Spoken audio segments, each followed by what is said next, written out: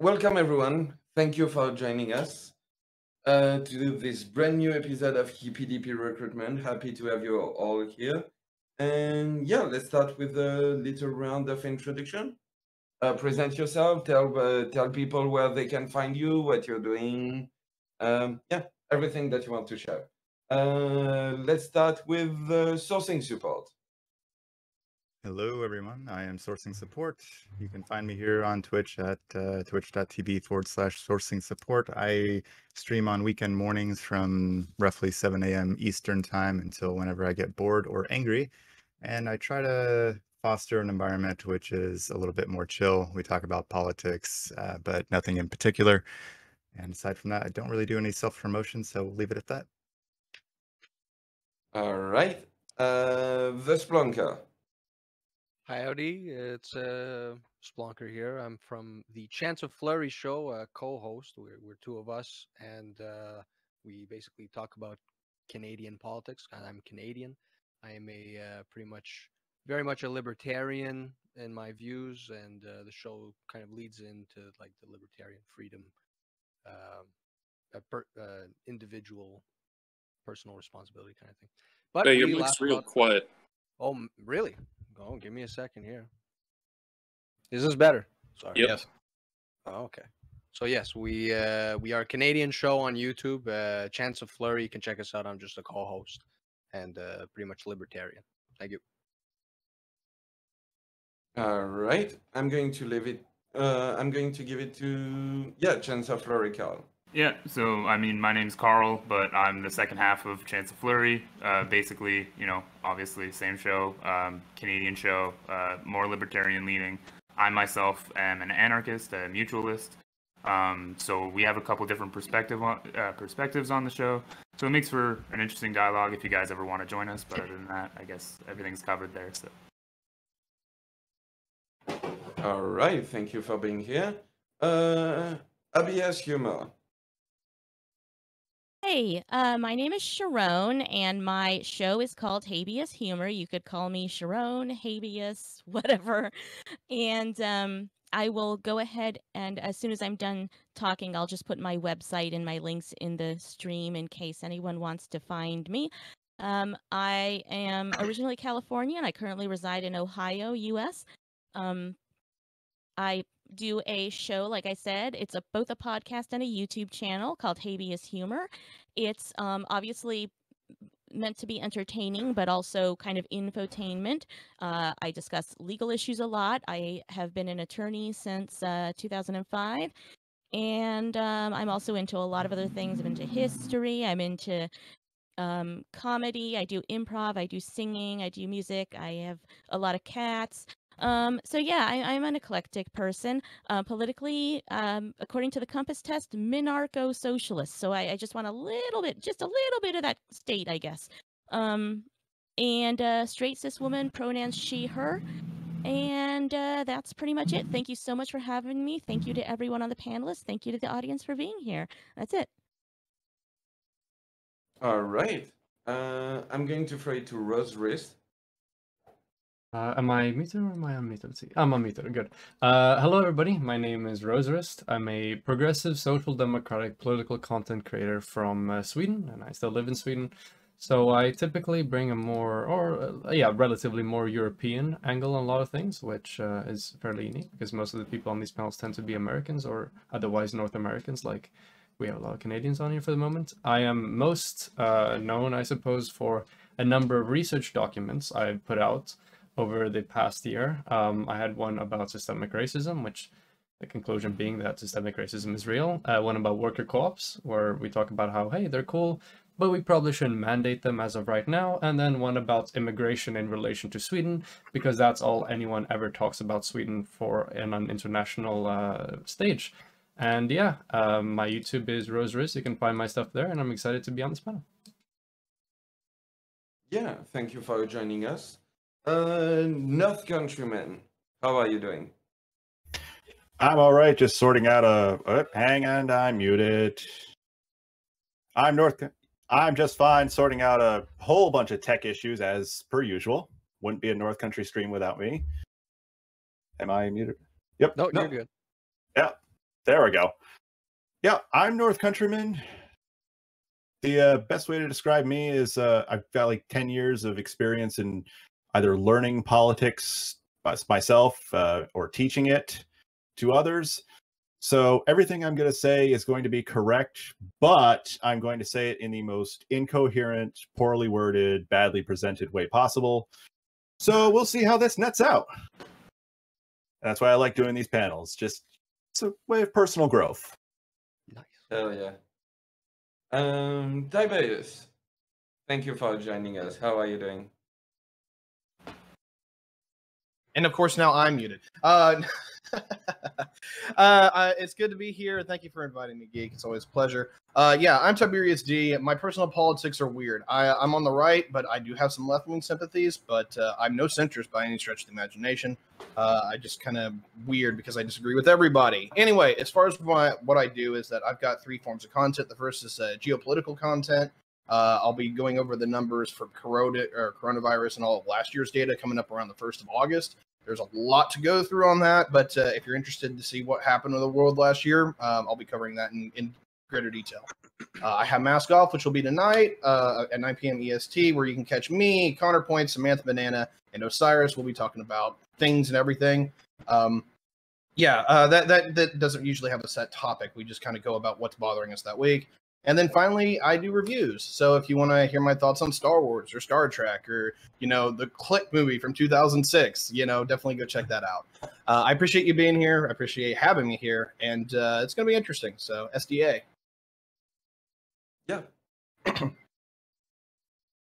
Hey everybody, I'm SDA or Shave Dog's Ass. I come into these panels just to try and learn something. Recently I've kind of had to refocus kind of what I'm doing in life, so I'm appreciated that I'm still having this as a part of my routines, I guess. I've been doing a lot less streaming, but generally I fall along the libertarian or minarchist or anarcho-capitalist lines in thinking, but ultimately a lot of my social goals line up with that of people all across the spectrum. I think generally I oppose people who want to use the state to get an ends to their means, and I think that discussion around policy should really focus on maximizing individual liberty and minimizing the role of the state.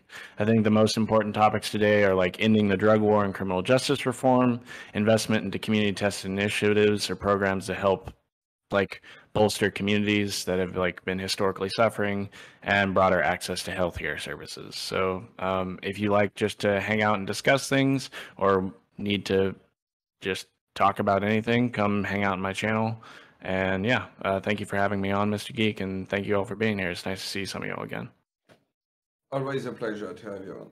All right, let's go quickly over the rules.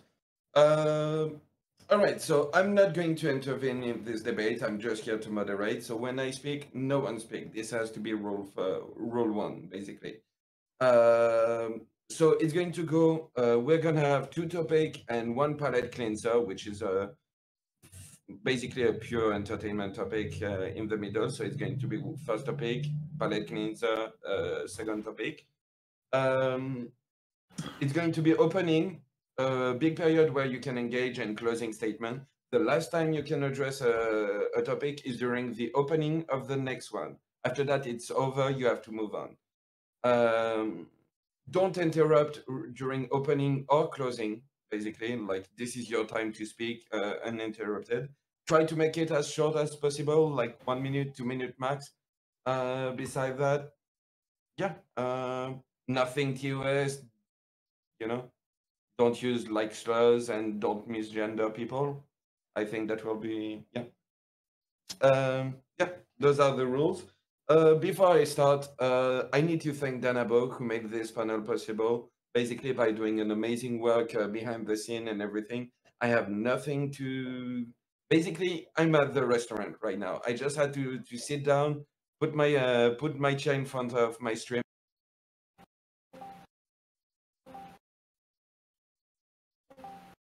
We lost you.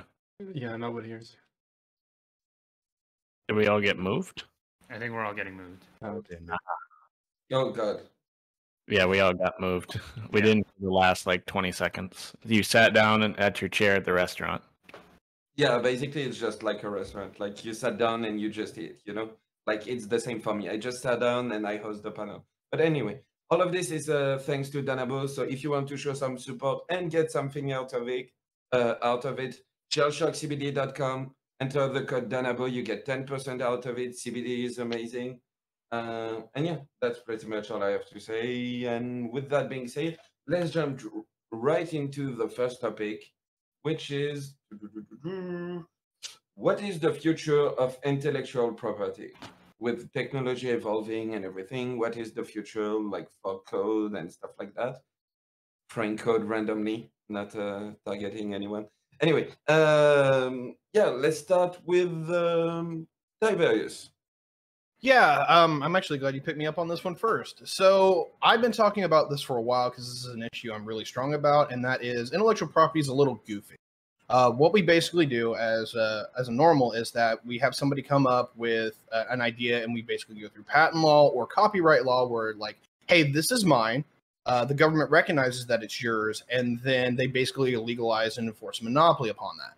Now, I think that's a little goofy. I am a capitalist. I'm not going to say that like this reward structure is a bad thing. I think it actually has a lot of good, but we've done it wrong. What we need to do is that we need to, instead of giving somebody a mandatory monopoly on a certain product or some form of copyright, like, you know, Mickey Mouse as an example, you give people a minimum royalty so they can always recoup the losses, but it doesn't completely destroy the market that actually benefits you and me. I think that's actually, in a nutshell, where we want to go and what I've been advocating for. But if somebody has anything else that they want to throw at me, I'm totally willing to listen to that. But I'll end with that for my intro. All right, I'm going to throw it to Carl. Chancellor Fleury. What's that? Sorry? Yeah. That's your Yeah, I mean, I basically, I think that in terms of intellectual property, I think there's a lot of ways in which it would stifle the creative process, kind of along the lines of Tiberius's thinking. I think that there are a lot of ways where we could open up the market and allow more competition to actually make things better. So I don't see why we should create this. Again, it's a monopoly. So I just think that the future of intellectual property should be that we kind of do away with the notion. All right. I'm going to throw it to Rose Wrist. Yeah, so when it comes to patents and copyright and general intellectual property laws, I think that it's probably generally a good idea to have some form of minimal compensation for it, just like Tiberius talked about. I believe that a reasonable standard for this would be, number one, making up for obviously all the investment they put into the product originally, and then probably a bit more so they can make a profit above that. I believe that this is vital for the production, for the incentivization of innovation for these technologies, because unless these firms or these organizations can be assured that they will, be compensated for their investment and reap some profit, you would see negative effects on their proclivity towards innovating in the first place. Furthermore, I think we need to see more integration of broad patent and copyright laws into trade agreements to make sure that there are more international agreements and regulation on these types of things to prevent some of the situations we see right now, where there are certain countries which are utilizing the intellectual properties of other countries, but because the WTO might be a bit too weak or they might not have enough reach, then there isn't really much that can be done about that for the moment. And because we live in a globalized economy, they can reap the profits of that. Now, one of the topics that is often talked about when it comes to this topic, especially now, is in regards to vaccines.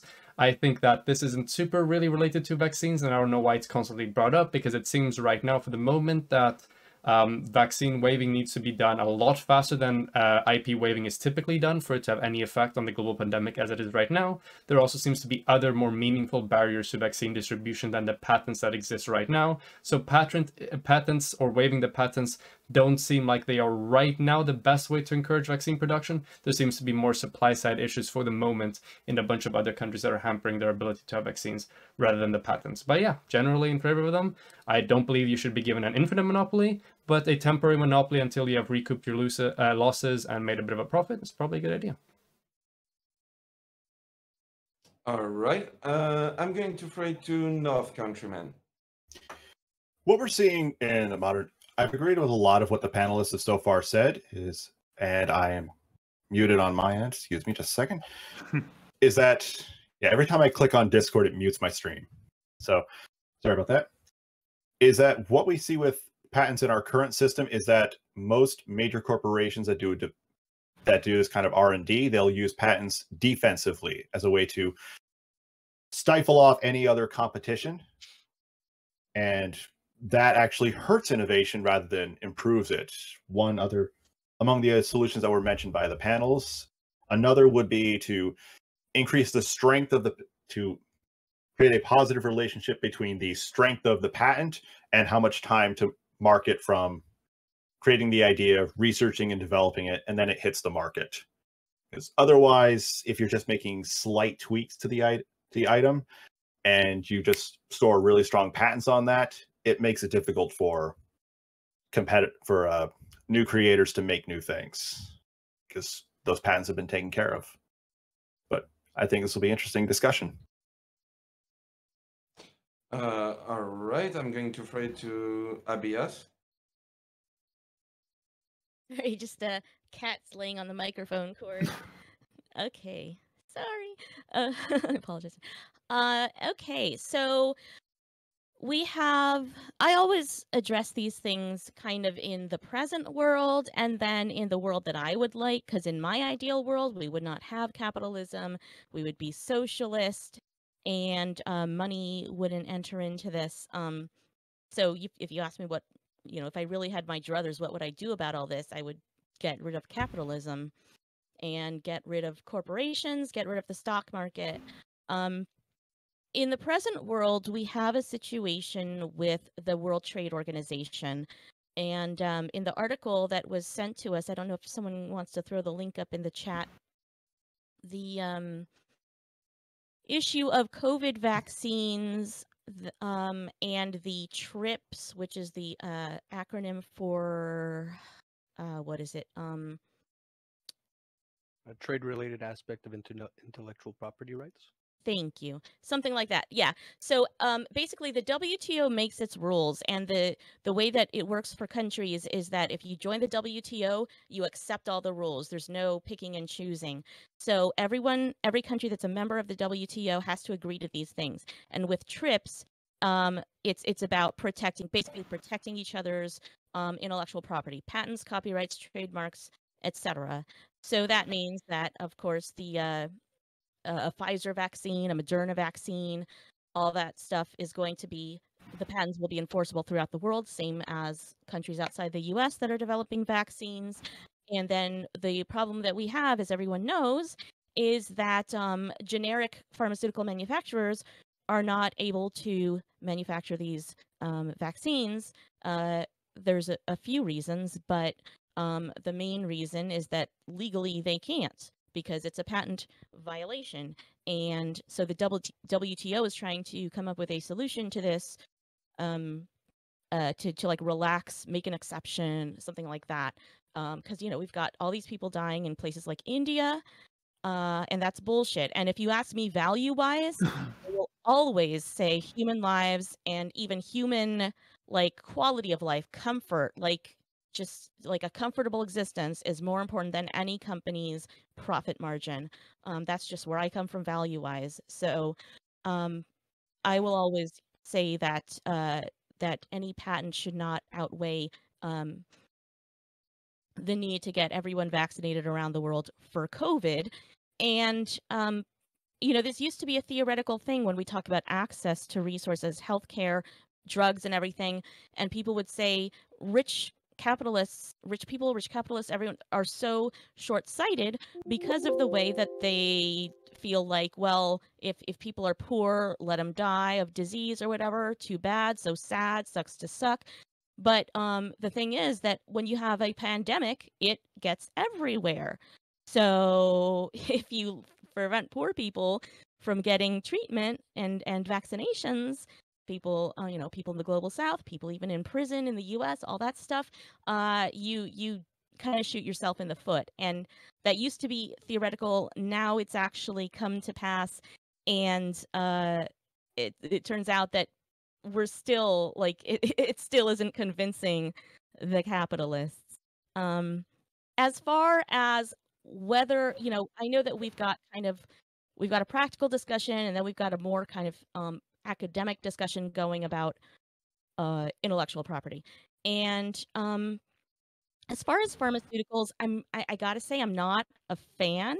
I do think that there's maybe some merit to the suggestion that instead of exclusivity for a patent, you can have a royalty system, kind of the way it is with music. But it still could make things cost prohibitive. So, I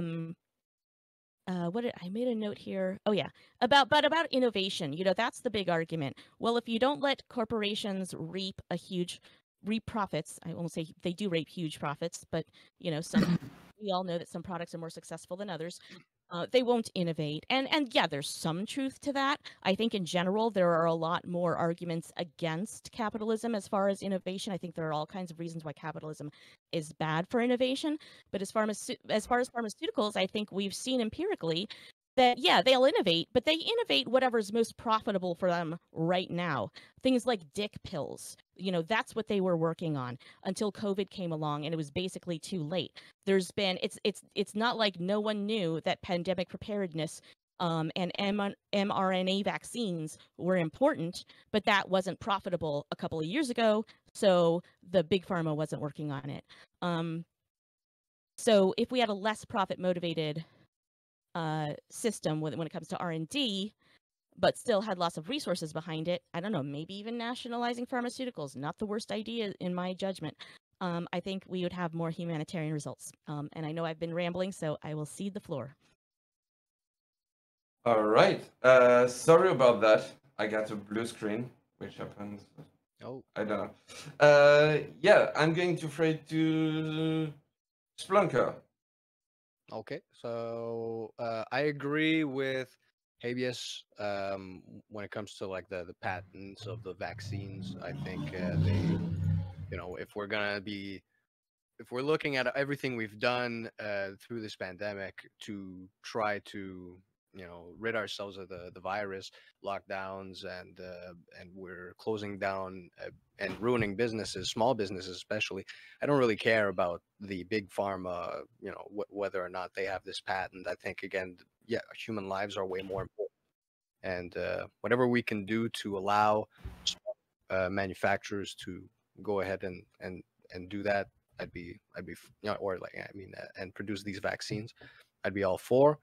And I would also agree. I like Tiberius's way of explaining. I think I would agree a lot with the way he and Carl kind of look at things. I see the future as, again, yes, intellectual property. A lot of the way it's set up, it's stifling innovation, but there is something to be said about compensating the person who came up with the idea. So I would fall in line with that line of thought, and I'm interested in hearing, especially Tiberius. It seems like he has explored this idea a lot. So I'm interested in what you all have to say. So I'll leave it there.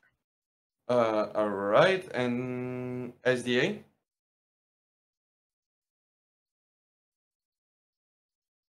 Okay. So I typically try and think about things in terms of grand historical epochs.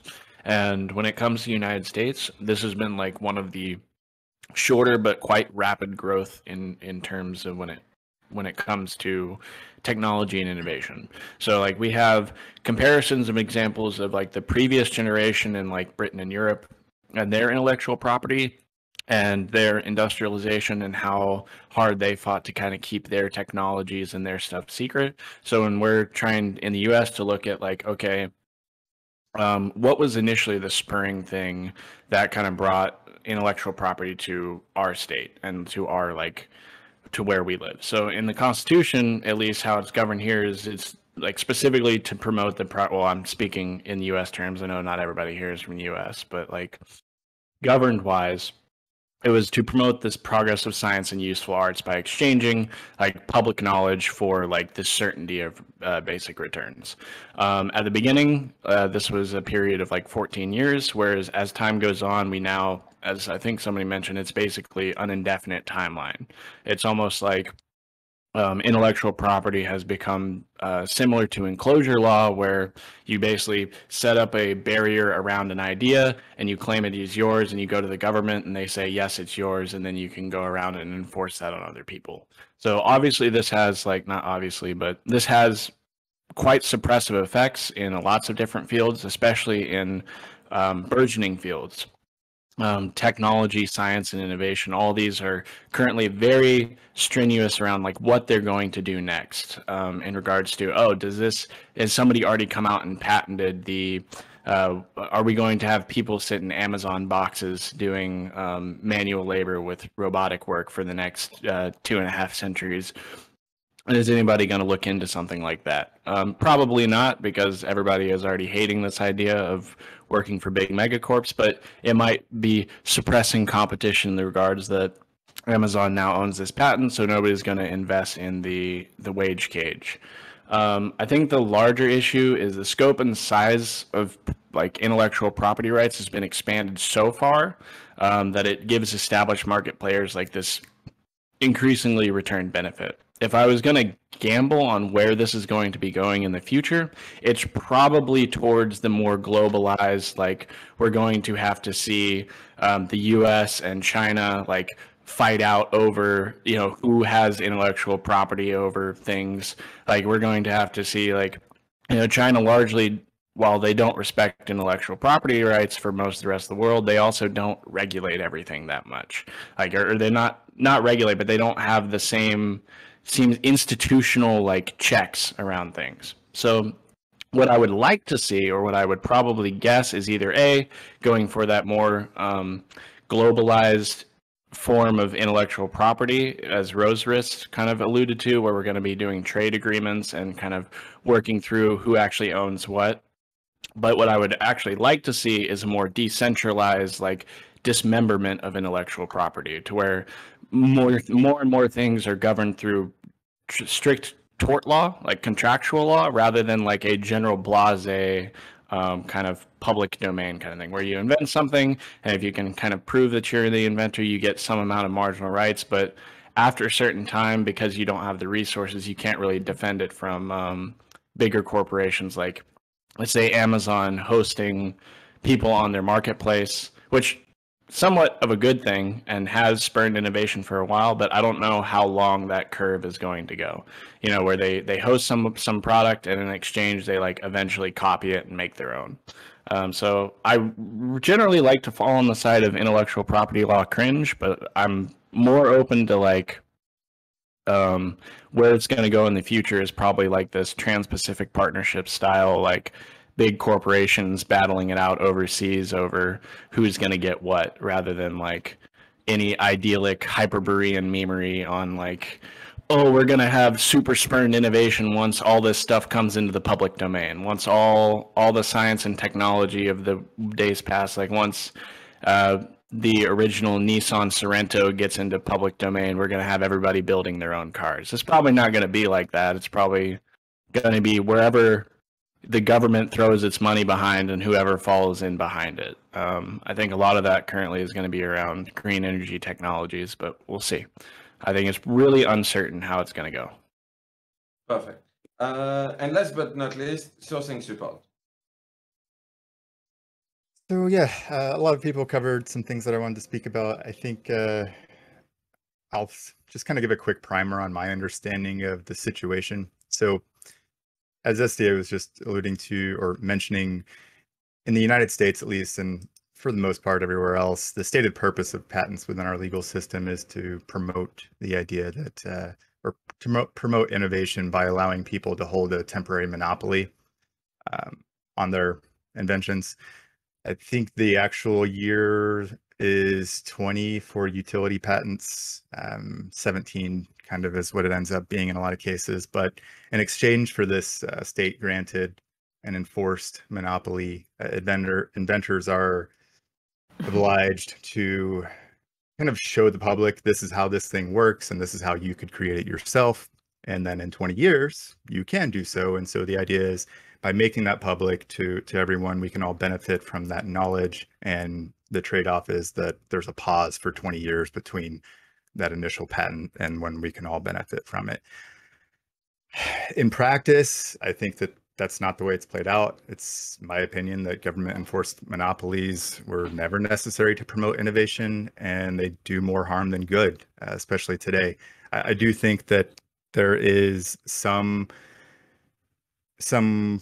need for us to protect people's property, intellectual property in this case, certainly within our current economic system. So we would want to have some sort of mechanism for this, but the current law, at least within the United States, and from what I've read in other countries, does not really achieve this.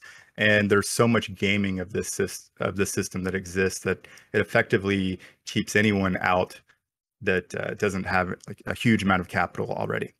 So in the case of pharmaceutical companies, they cheat the system by like tweaking these things towards the end of their patent, and then they can get an extension or a new patent altogether, right? So most common example being they'll kind of change the method of delivery for this drug, and then that's a whole new drug. Essentially, it's a whole new technology. And in my opinion, I mean, I don't work for the patent office, but there's 3 items here that are required for a patent. It has to be new, it has to be useful, and it has to be non-obvious. Like, so it can't be something that anyone in the industry could have easily come or thought of. That's kind of ambiguous, but it's left up to the people making these decisions. So in the case of these patent extensions that pharmaceutical companies are doing, they only hit one of those. It's maybe new, like it's a change, I guess. It's a new delivery system, or it's useful, I guess you could say, but it's certainly not non-obvious, especially that they've been doing this for 30 years. It's necessarily obvious that that's what you're going to do, because that's what you do every time your patent comes to expire. So yeah, hopefully that gives kind of my general opinion on the matter. I'm not terribly optimistic for our future. I'm pretty pessimistic, in fact, and I would like to do something about it, but I think that it's probably going to go the way that SDA was mentioning. All right, and with that being said, the floor is yours. I have a question for Carl. You say that you would prefer if we did away with IP laws entirely, but how do you expect to incentivize super heavy, risky investments into potential innovation without the investors having some form of assurance that they're going to be able to make up for that initial investment and also reap a bit of profit to actually make the the investment worthwhile in the first place? Well, I think that, I mean, you would have obviously some time that you, like, before you put the product to market or whatever, you obviously have quite a bit of time in order to streamline things, make sure that you're the one who's going to manufacture this thing in the best way possible, that you're going to enter the market in the best position possible. And if somebody comes along after you, takes your idea and tries to recreate it, I mean, my thought is that, like, if they can do it better than you and they can enter the market and undercut you, then I mean that's the way it is. So, like, if you've been spending, like, literally, like, millions and millions and millions of dollars on several, like, failed prototypes or whatever, and then you eventually find one that is marketable, you prepare for market a little bit, there might be word that something's coming out in relation to your product, you put it out to market, you have a bit of a temporary, like, legalized monopoly, because technically anyone can do the same thing, but then before you have anywhere near recouped all the amount of money that you had for all the different failed prototypes leading up to that point, and before you've even like considered starting making a profit, some other people immediately begin copying it. Why not just have a legal framework in place to make sure that you will always make back the investment, rather than hoping that through the pre-made streamlining you will hopefully make back that initial investment and a bit of profit? It just seems to be weird. A lot of these corporations or these entities, before they, when they fail, I mean, a lot of these losses are socialized anyway. So, I mean, why would we at this point basically guarantee them any return on their profits? I just think, like, they should have to compete in the market along with anybody else. Yeah, like if someone can come along and like they've sunk millions and millions and however much time and effort to actually get this thing to market, if someone can come along and like be like, oh wow, you came up with that idea, and they're obviously, we're not talking about a situation where someone like breaks in like Watergate style and steals your secret formula, like Plankton trying to steal this Krabby Patty formula. We're talking about someone who just looks at your product, develops it on their own in a cheaper and easier method and is able to bring it to market within a certain time frame. Let's say, instead of the initial 14 years that the Constitution kind of looks at, or whatever time, instead of that longer time frame, let's just say you have a year. And I mean, we have an example of that now with, like, at least with Moderna. Like Moderna, before they developed this thing, was was totally bankrupt. Like investing into mRNA vaccines was not something that was profitable. It was just something that they were doing. And thankfully, in some regards, the pandemic came around and we actually needed this delivery device for it. And I forgot exactly where I was going with this, but essentially, like, why are we going to, if someone can come along and in a even shorter and more efficient and more compact and better time frame come out with the same product, why are we going to say, no, you can't do that, or like punish them for doing that, when ultimately we want them to compete with people who have an established market monopoly? I mean, fundamentally, right, like at that point, like there's no incentive for a company to initially take that big investment, right, and put up that risk in the first place. I could imagine a reality in which there is no intellectual property laws, and instead of orienting your like business and your logistics around innovation, finding things out, getting a patent, reaping profits, waiting until your IP expires, and then competing regularly, you instead form your entire business around, okay, let's become the best at quickly appropriating the inventions of other firms within our sector, bring them to use as quick as possible, and bang, we have a ready-made product that these other companies spent millions to invest in and to find out, and we don't have to do any of that initial investment, but after a short period of time, which we're going to highly specialize in making that time as short as possible, we're going to be able to reap profits for something that we have not done the initial, the bulk of the investment into. I just feel like this will have a massive impediment on innovation because there's no purpose to innovate. Real quick, yeah, sorry. Tiberius. I want to thread to Tiberius, and after that, no. Well, actually, Rose hit exactly what I was going to do. There's a framework here. So I'll take what Rose said and I'll just add a little bit onto it, is that there's a framework here. The reason we have patent laws is because of, it's basically investment security, is that you don't want to lose all your money from making an investment. I think that's really smart. Now, I just think that we've done a little bit of the wrong way, in the regard that we give people investment security, but we do it to such a degree that we just basically destroy a market in suit. I think we can do both at the same time. We can say, look, legally, we recognize that this is yours, but all at the same time, we're going to make sure that when it goes on the open market, anyone and everyone can produce that. They just owe you a little bit when they do that. I don't think this is like rocket science. It's excuse me. This seems a little easier than what it should be. And if anyone has any counter to that, I'll happily hear it. So Tiberius, sorry, I interrupted someone else first.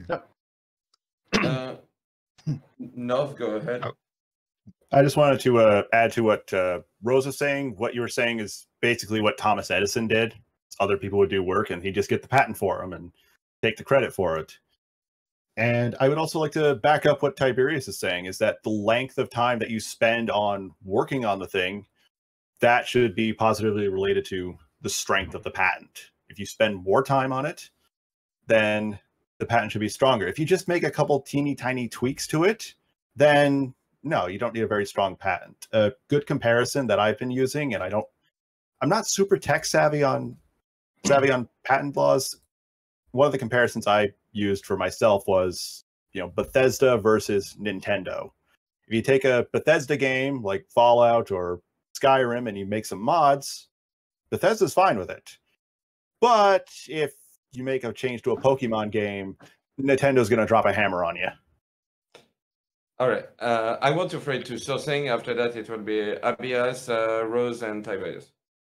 I just had a point of clarification with Tiberius. Are you suggesting that essentially this would remove people's ability to patent troll, so to lock down in it like a technology to where no one can use it, and basically say, look, it's open for everyone to use, but if you use it, you owe this entity a royalty. Is that That's more or less in a nutshell what I'm advocating for, is that when it's registered as a patent, it would basically be an open source thing where anyone now knows what your patent is, right? If it's a chemical compound, whether it's like a schematic that you how to build something, everyone's now going to be able to see that. But if you can legally prove, or at least the government should actually do this, if the government can legally prove that a company is using your patent, then that company owes you for that. So it basically reverses the trend that we've had, where it's basically you have to defend your own intellectual property. It's that it allows everyone to do that intellectual property, and it makes the government the enforcer of it. Right, but there would be no ability for you as someone who's filed for this patent to prevent someone from using it. They would just owe you a royalty. Yeah, that's the entire point. Is that that would be kind of like how McDonald's built their empire off of the back of like doing real estate, right? Like we will lease you this land so long as you comply with like our industry standards. That's All right, somewhat. Sorry, I want to throw it to Abias, Rose, and after that, Tiberius and SDA. Abias, go ahead. Sorry. Great, thank you. I just want to first say that any points that I'm making, I am intending to apply only to pharmaceuticals, because I mean, I know that we're bringing up things like examples and like the video game industry and stuff, and analogizing is great, but obviously I don't think anyone would argue with me that this is such a broad topic in general, manufacturing, patents, intellectual property, that were we to try and come up with the best policies and stuff that was for everything to cover every base, whether we're talking about software, patents, cars, I have that's way too complicated for me. So when I'm talking about like what I think the rules should be, I'm specifically talking about pharmaceuticals. And I just wanted to clarify, someone said, and this isn't a huge point, but when it comes to pharmaceutical patents, there is a provision of entry of generic versions into the market for medicines after a period of 10 years. So makes a little bit of difference, but as far as anything for COVID, pretty much a moot point, because 10 years is way too late. So I wanted to address the argument that you're going to, like, what about the poor corporations who have put a lot of money into research and development only for someone to be able to, like, reverse engineer their stuff and steal it? It can happen. I don't know how easy or common that is for pharmaceuticals. I am in no way a pharmacist or a chemist or a scientist. But assuming that could happen, I think that happens anyway. Obviously, there's more things that are products that are more high profile. If you're gonna pirate a mRNA vaccine, assuming one had the capability, and then like start a vaccination program, obviously there's going to be a lot of attention on that. It's not as easy as like pirating a software or something, but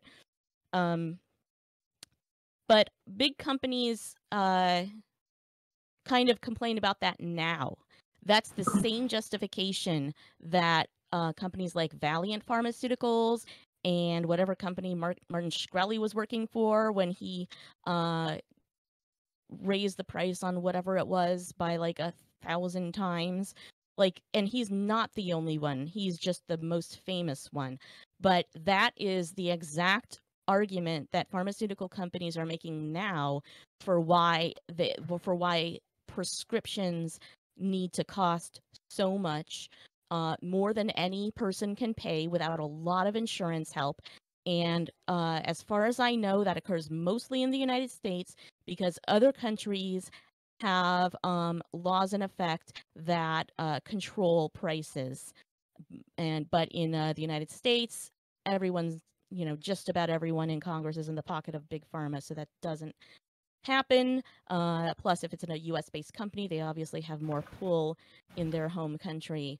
But I'm just, but my basic point with this is that companies are always going to be making the argument that we need more money, we need more exclusivity, we need more this, and we need more that because we spend all the money to develop these things. And like, I don't see these companies hurting.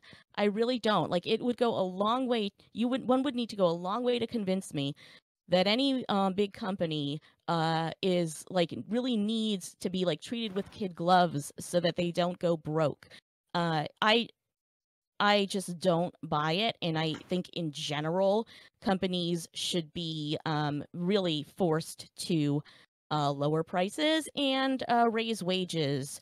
But and of course they'll say, but what about our stock prices? And I don't know. I don't know what to do about that. I think the stock market is probably the root of a lot of evil, but I don't know what to do about it. The other thing I wanted to say was that an advantage. Let's say you are Pfizer and you develop a vaccine or a dick pill, whatever it is, and then company B comes along and copies it.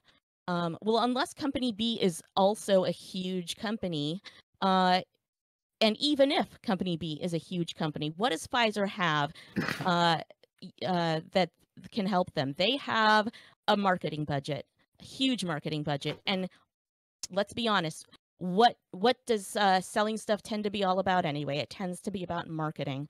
So these companies can usually outmarket everybody else.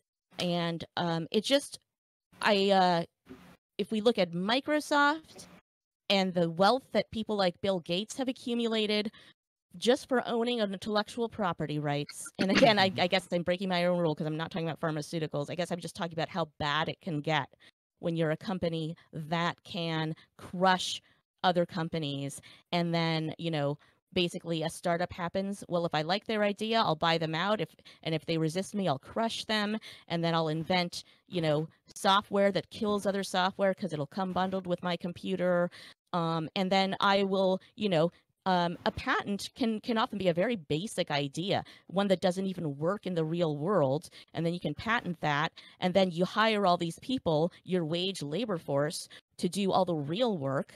And what do they get for it? Pretty much nothing. But then the company gets rich. It's just so unfair as it is that I'm not saying throw all of intellectual property out the window, but when it comes to pharmaceuticals, people's lives are at stake. And I think patents are in general bad. I would be in favor of, if not getting rid of them entirely, then scaling them down a lot, especially when it comes to other countries. Like, if a U.S. company can't make their killing off of the U.S. market and they have to rely on the global market, too damn bad. There's no reason people in India should be dying because of American, stock prices. So if anyone, I really want to hit, I want to find discrete points of disagreement so that we can really kind of get into it back and forth. So if anyone wants to talk about the international versus domestic issue, I'd be interested in what you think about that too. And about generics. But yeah, I guess I've taken up enough time, so I will shut up. All right, I'm throwing it to... Yeah, go ahead. I just want to clarify. I'm not sure anyone here was arguing in favor of massive corporations maintaining wealth. I think actually a few of us argued that massive corporations, by using their patents, are stifling innovation, stifling smaller creators. So I just wanted to offer that point of clarification. Yeah. Even the capitalists among us aren't favorite corporatists. Yeah, there's a lot to be said here in regards to what was just said. So I'll go over that first. So your rebuttal to some of the IP laws being okay, well, people violate them anyway. Like, for example, what if there is a high, what if it's a high profile thing? People will just borrow it anyway. The thing that this might stem from a misunderstanding about how IP laws work. They don't work to some, government CIA agents, keep this project secret until it's ready to go to market. How it works is that it doesn't matter how many people find out about this product or how it works. it just prevents people from manufacturing that and putting their own version of that to the market. So it doesn't really matter in principle how high profile it is. If you decide to come out with something on the market that has a patent, you're going to be blocked from doing so. Now, you said that, okay, well, this could still happen. And then if that does happen, if there is still like slip-ups within IP enforcement, then that seems to be an issue with IP enforcement that should be straightened up rather than an issue with IP laws in themselves. You said before that you don't notice any like companies that are having like real like tough, you know, like bleeding financial problems when it comes to stuff like this. The article we were sent in preparation for this debate literally talked about how Moderna was about to, you know, file for bankruptcy, and they were in a really poor situation economically before this. So that was a pretty, you know, good example you can pull from there. You can also talk about, if you want to come at it from a more of like a socialist or workers' rights perspective, the thousands of workers who work for Moderna at the point where the company was doing really poorly economically. So it's not just the company that's doing bad, obviously. It's the workers that work at the company as well that suffer. So I don't think we should try to divorce, you know, like workers' rights and companies entirely from one another, because there's a lot of overlap. You also said that unless it's like another big company copying you, it will more or less be fine without IP infringement and stuff like that. Number one, it is fairly likely that it would be a big company copying you. But even if it wasn't a big company copying you, what if there's a small company, they copy you really quickly, really effectively, bang, they blow up really fast and you don't recover your investments? Why even take that risk? Just have IP laws in place anyways. In addition to that, doesn't necessarily have to be one big company or one small company that takes your IP and does their own thing with it. It could be a collection of moderately sized or small companies that all together strip out a bunch of market share from you that you could have needed in order to make up for your initial investment. So those are a few of my response to Habias there. Then I had some more follow-up on what Tiberius said in regards to investments. There can be a lot of different like models on how we can do this. You talk about like a royalty model right off the bat. You could have that. You could have a model in which you have a temporary monopoly until your entire investment is made back. If that's something that is really important, that happens in the short term. And then after that point, you can either have a retained monopoly until you have remade X amount of the initial investment, upon which point it is just made completely public, or you can have royalties after that point until you have remade X amount of initial investment. Either of them work. I can see arguments for one or the other. And yeah, they could be both possible solutions, so we could talk about both of those two different models, but both of them are most certainly IP laws, and both of them are not the sort of like permanent ones that may exist today, which there doesn't seem to be a single person on the panel that agrees with them.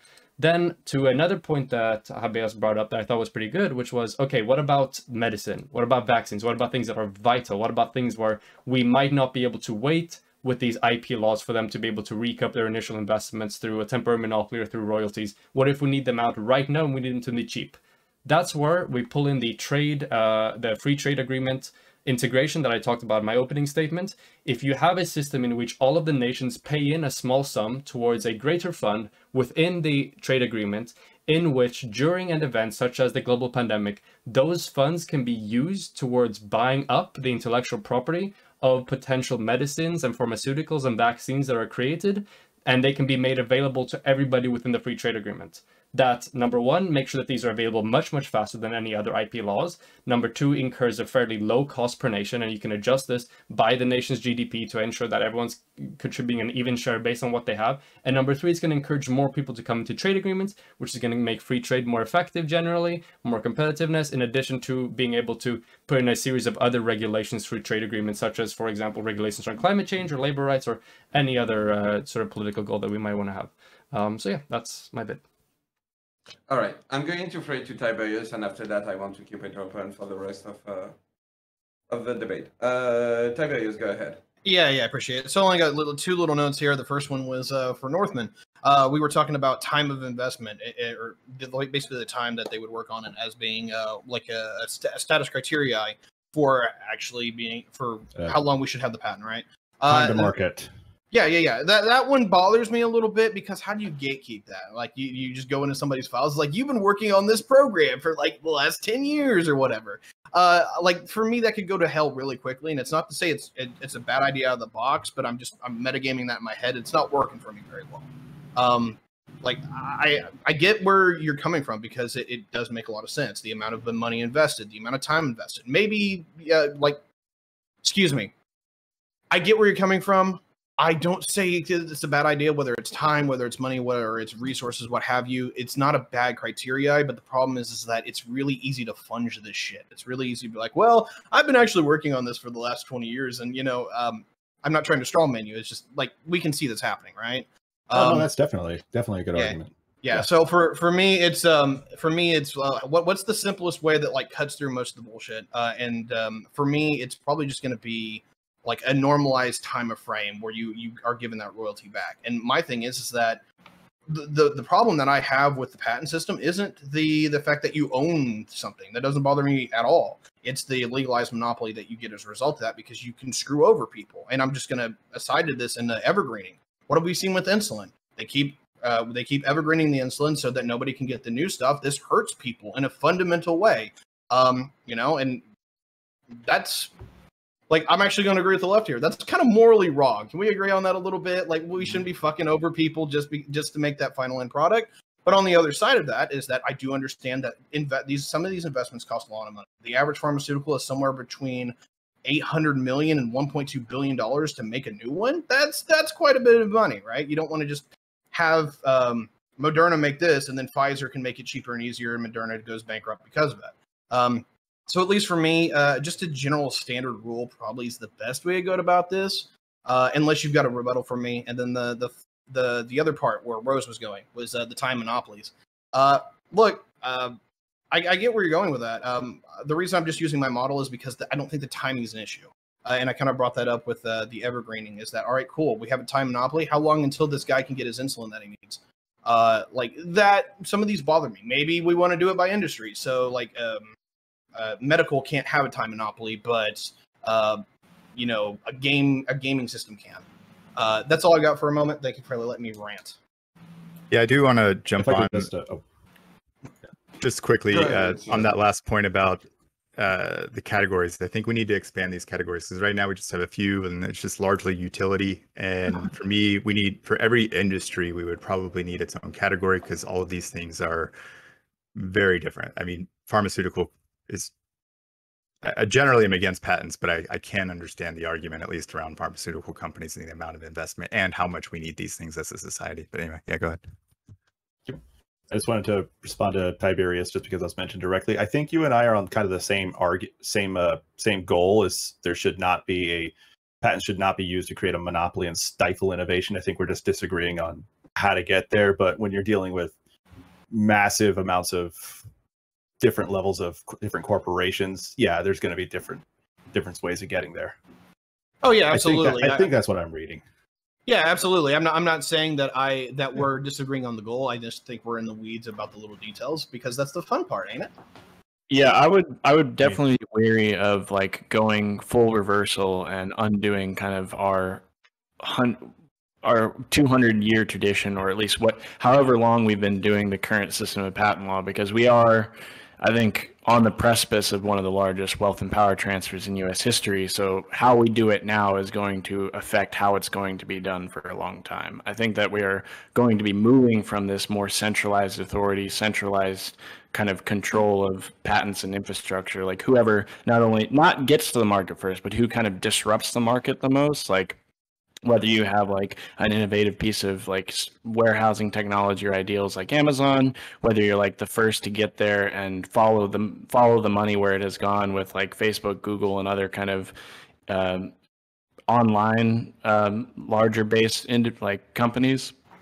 But like I feel like we're going to move away from, well, maybe we move up one way so that we have more international agreements on intellectual property laws, but down in another to where we have lesser restrictions for the actual individual countries on the inside, but larger ones between these international companies who are very eager to duke it out in their free trade agreements and very much want their like intellectual property laws to extend beyond the borders of countries that we already have. I want to chime in on this for just a second, if you guys would let me. I totally get the caution, right? Now, there's parts where cautionary people like get on my nerves a little bit, because they're like, "Oh, we've done it for this way for so long. I'm not going to put you in that category." But I think you have a point. The other side of this is that I kind of have to disagree with where we're going on excuse me, I'm going to have to disagree on where we're kind of going. I don't think we're actually looking at a more decentralized world coming up. I'm actually afraid the 21st century is going to be known as the century of the autocrats. Is that we're actually seeing, particularly over the last 10 years, that we're seeing It's a healthy fear.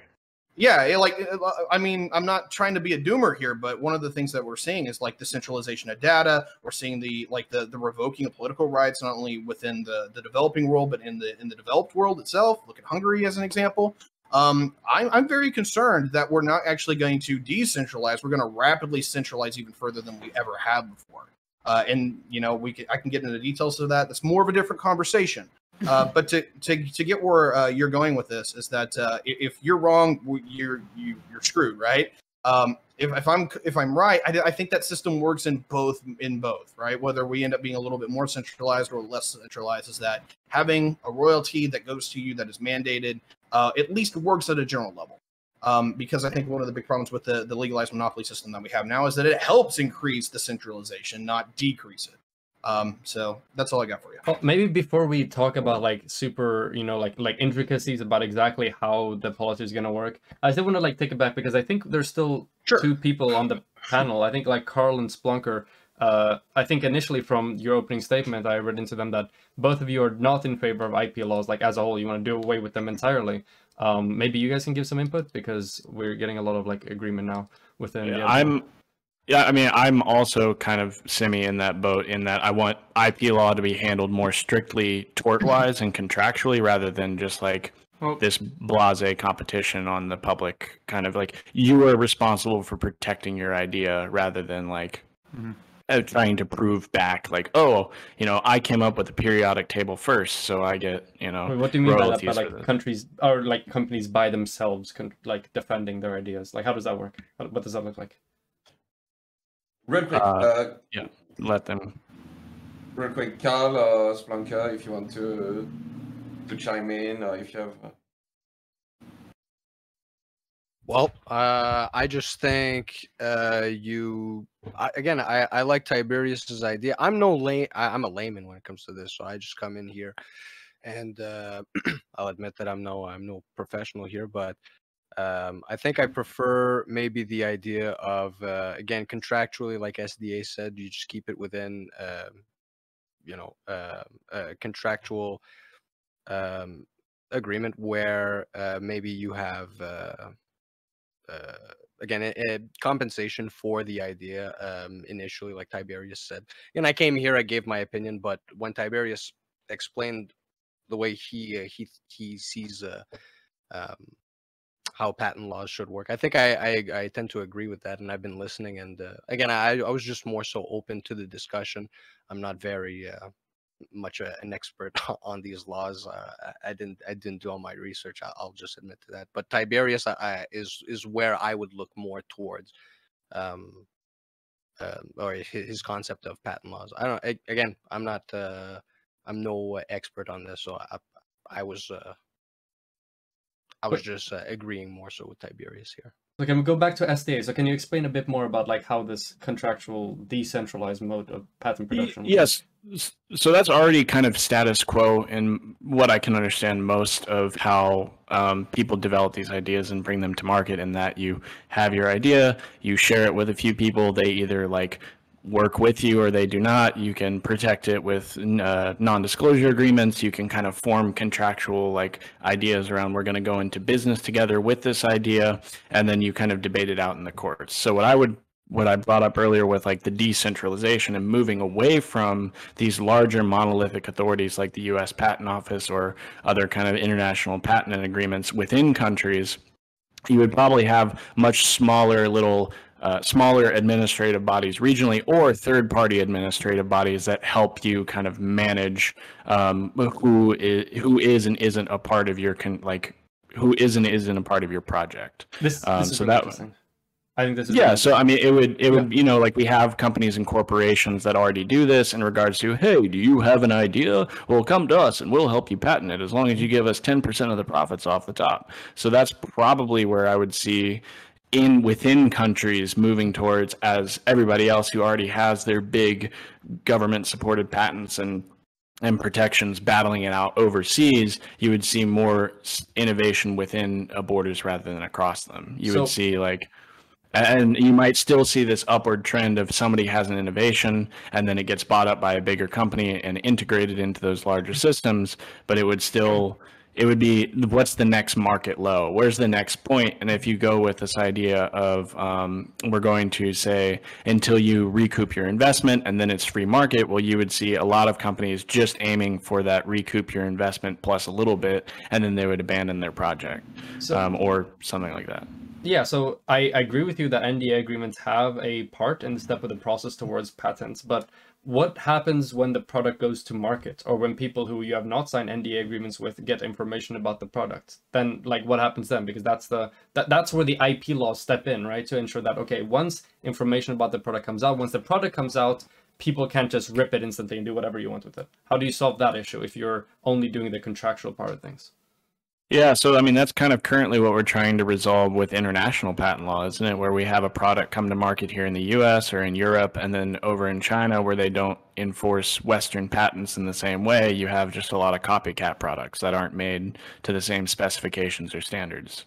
So I would probably see, as we move towards kind of stricter top-down or international agreements to help enforce those patent laws within the countries, they might get looser and more regionalized, where you have like a southwestern, like I'm going to stick to the US, for example.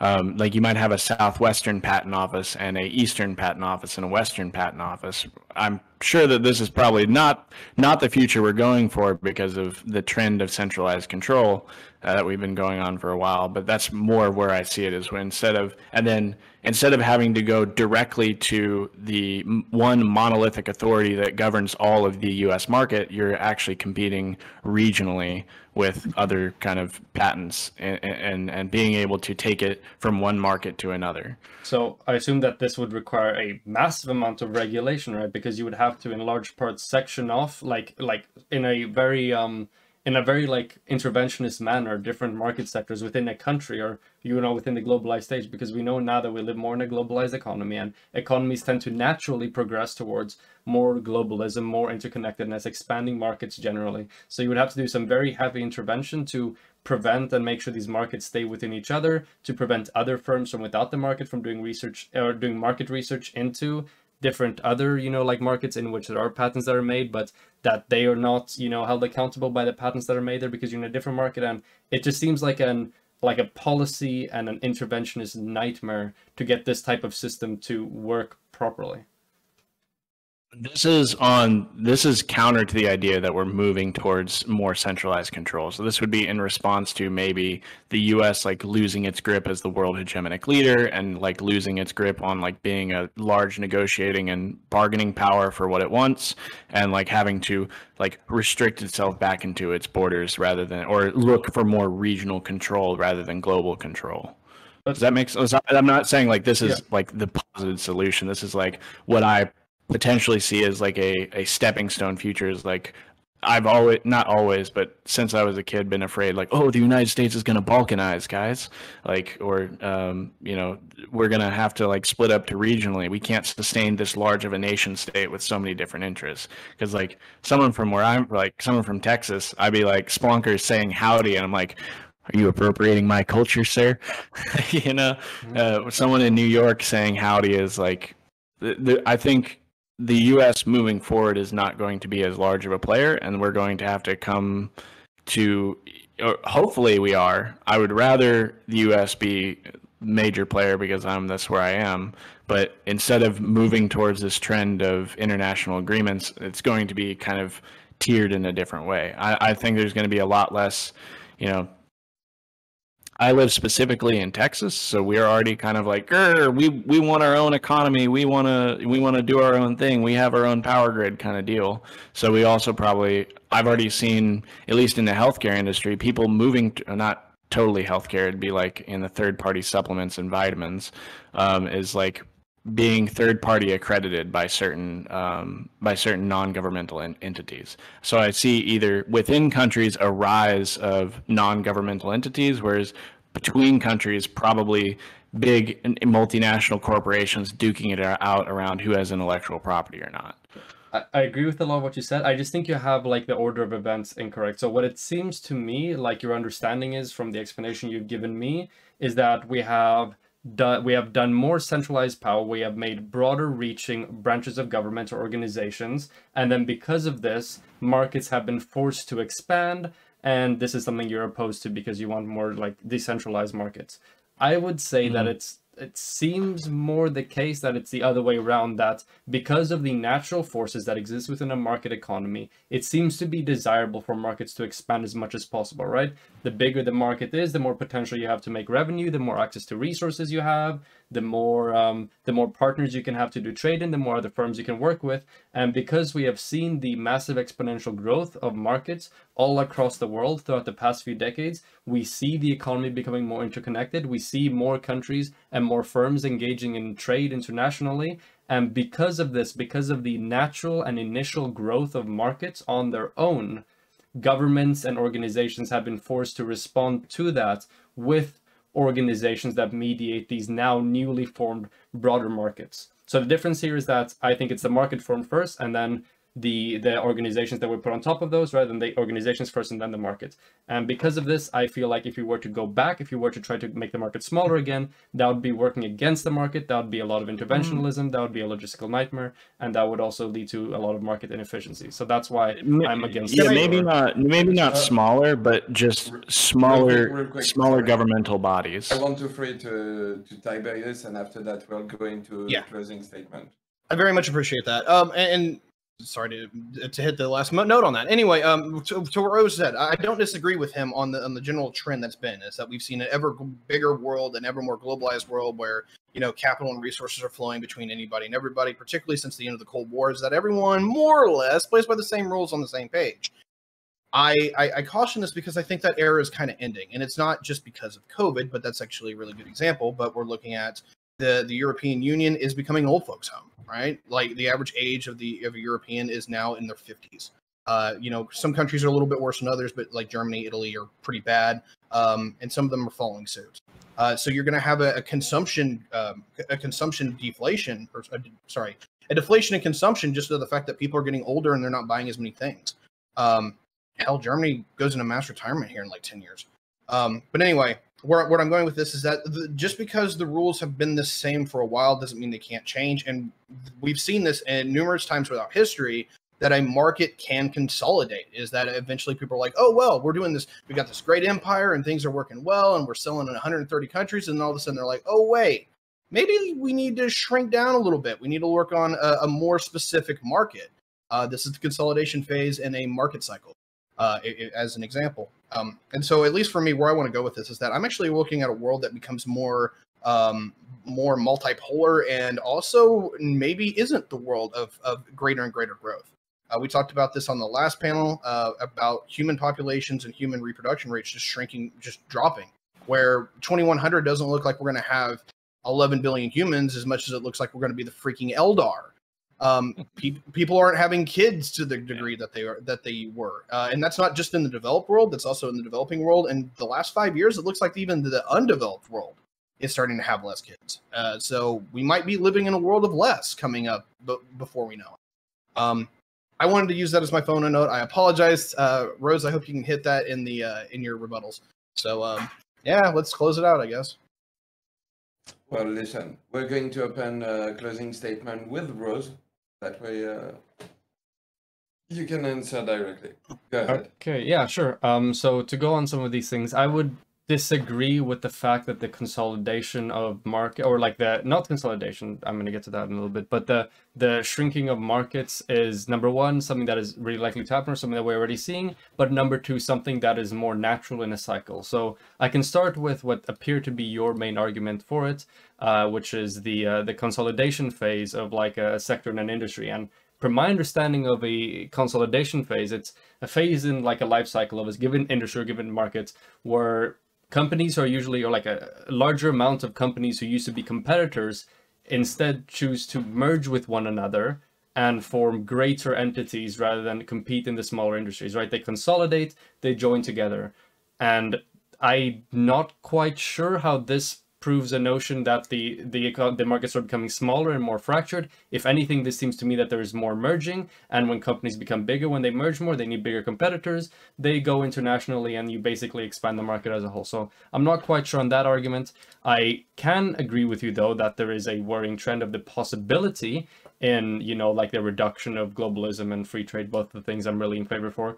But I wouldn't say that this is something that is by no means like a natural state or natural progression of a market, so much as it is the effects of the very dangerous rise of far right and even in some occasions far left populism, which has a very like a much more nationalistic, anti-free trade, anti-international cooperation, anti-coalition viewpoint to it, which can create or that can influence a lot of countries into pulling away from the markets in a way that, in my opinion, will be harmful for them because they're working in an interventionist fashion. They're pulling themselves out of markets. There'll be a lot of cost for that, but nevertheless, they will still do that. So overall, I disagree with the notion that the contraction of market will be something that will occur naturally, or that is something that is occurring now.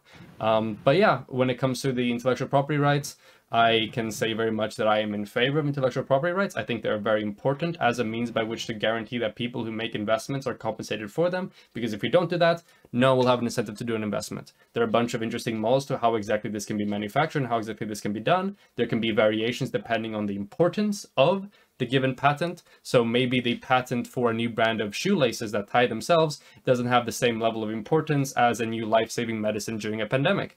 And for those, we need separate separate mechanisms by which to handle those IP laws, one of which I mentioned, which is the integration of trade agreements to ensure that the costs aren't really high, that the patent can be bought really quickly, and that it can be distributed to a large amount of different countries.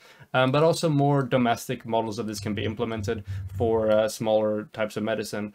Yeah, and also against the current model, obviously, of an infinite monopoly. It's probably not a good idea. And that's why all I've argued for throughout this panel has been a more temporary, more developed model of the IP laws. And yeah, that's going to be my closing statement.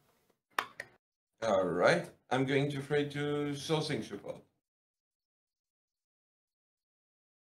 Thanks. So yeah, I mean, interesting conversation. I'd like to in the future, if any of you are interested, talk more about kind of the fundamental logic behind this, that patent law exists to promote innovation. I don't really see that as an inventor. I don't really believe people are primarily motivated by the profit motive. It's kind of something that we just naturally do. We try to improve ourselves and the world around us. But that being said, I do think that we should, grant people some protections. We should probably just think about this a little bit differently as we try to create a better legal framework. And instead of looking at ways to promote innovation, we should look at ways to protect people from theft. All right. I'm going to throw it to Abiya's humor.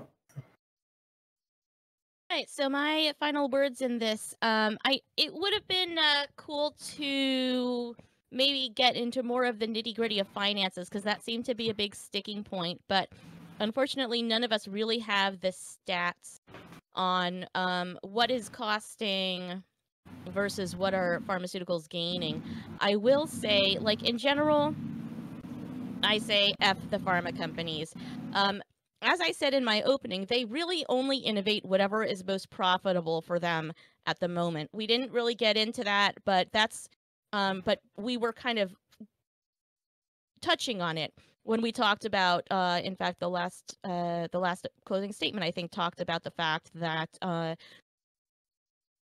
sorry, lost my train of thought, that the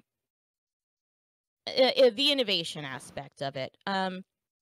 Yeah, they innovate some things, but again, they only innovate whatever's most profitable to them, and that comes at a big disadvantage. That comes with a lot of cons.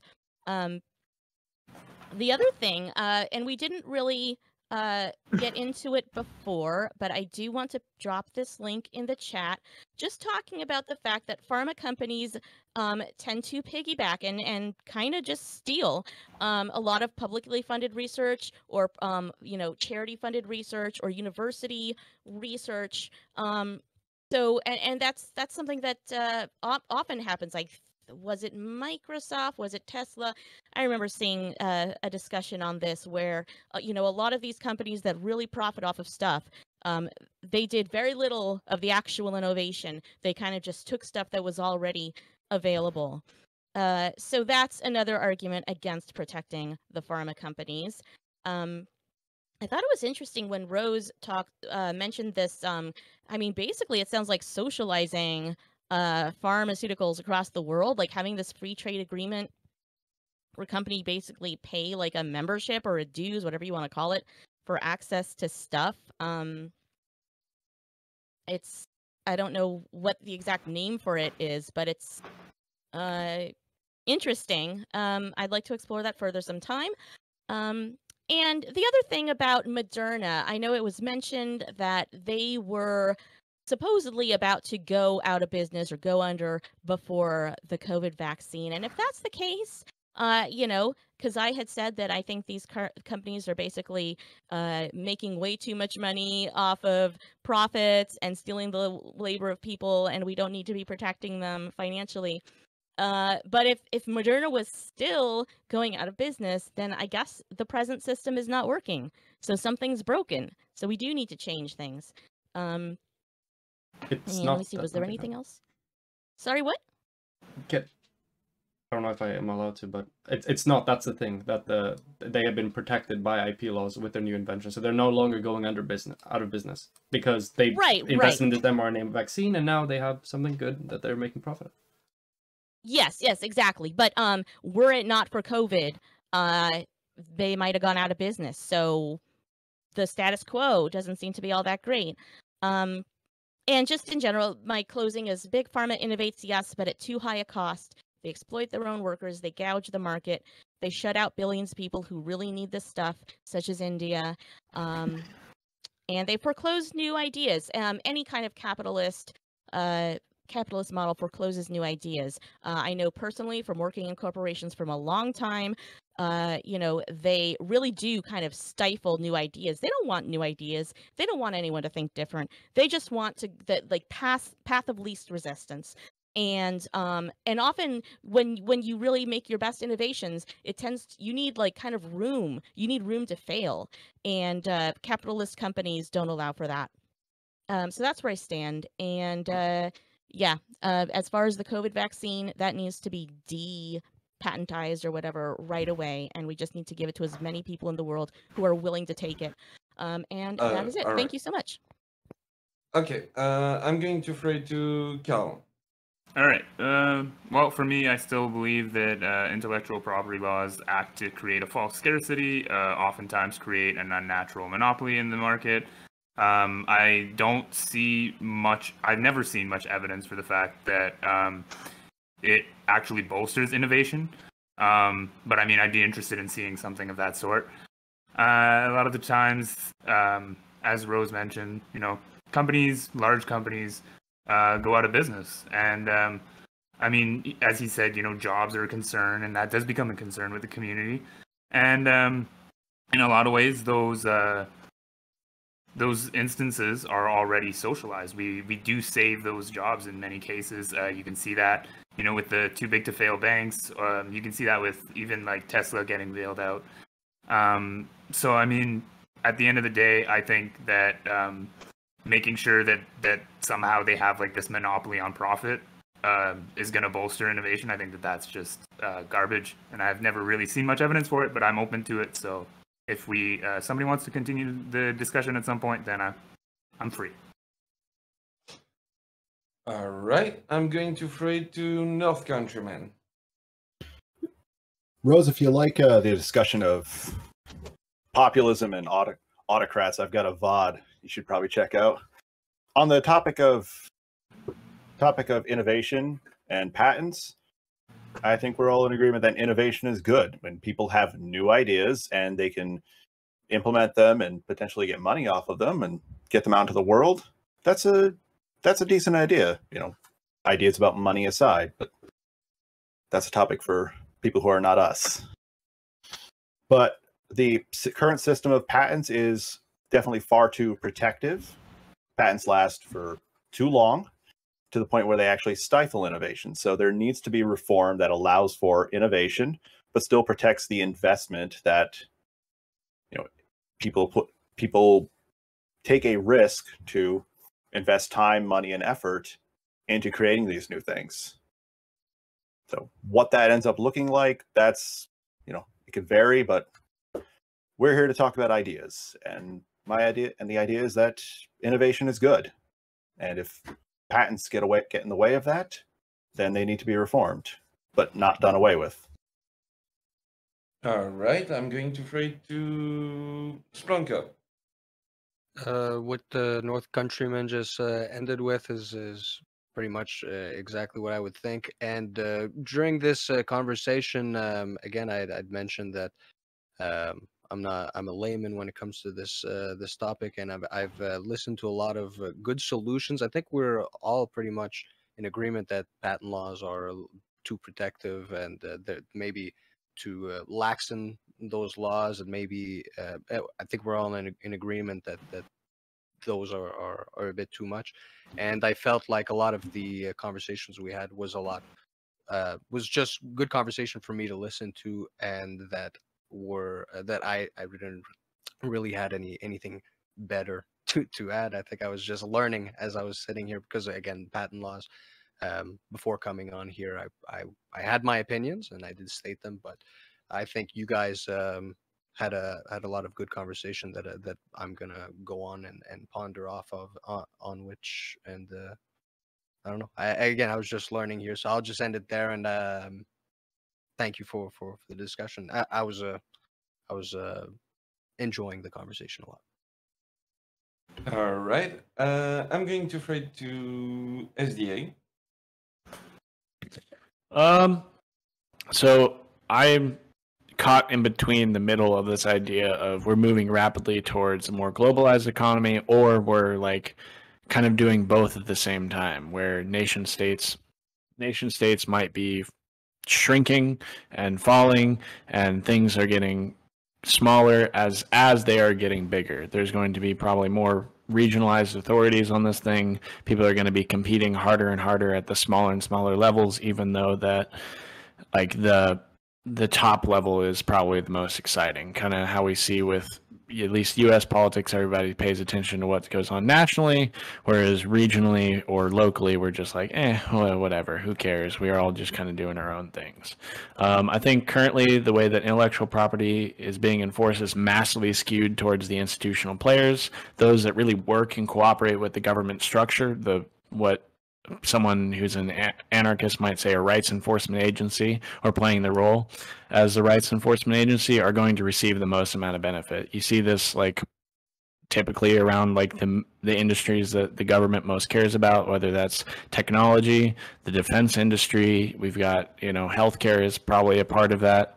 All these kind of things that if you put skin in the game with the government, they're going to come back and say, okay, we'll give you your protected legalized monopoly as long as we also get the benefit. I want to refer it back to this idea that we're on a very large precipice of, I think maybe this is something that we've always been on, or we're starting to like maybe see the switch, is that we're on the precipice of a very large wealth and power transfer, and that things are not as certain as they seem to be.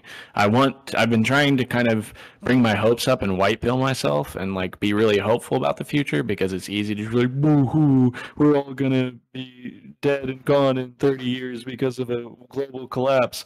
But like I really want to have like the like innovation and science, technology and driven global growth and increase just health and well-being for all peoples on this earth. But like as it's currently going, global governments are like, where's my piece of the pie going to be? Where am I going to be in the next 10, 20, 30 years? And everybody else is just like crazed out of their minds on like where even themselves, maybe that's just me, but like I don't even know where I'm going to be in the next 5 to 10 years. But yeah, it was really interesting having this discussion coming from a minarchist, anarchist standpoint, because typically we think that if you can't, if you need the power of the state to defend your ideas, the idea isn't worth protecting. But yeah, Rose, you definitely came back and gave me like ample arguments for some ideas of the future on international agreements, but that's like beyond my scope of understanding. So thanks for the discussion. All right. And last closing statement, Tiberius.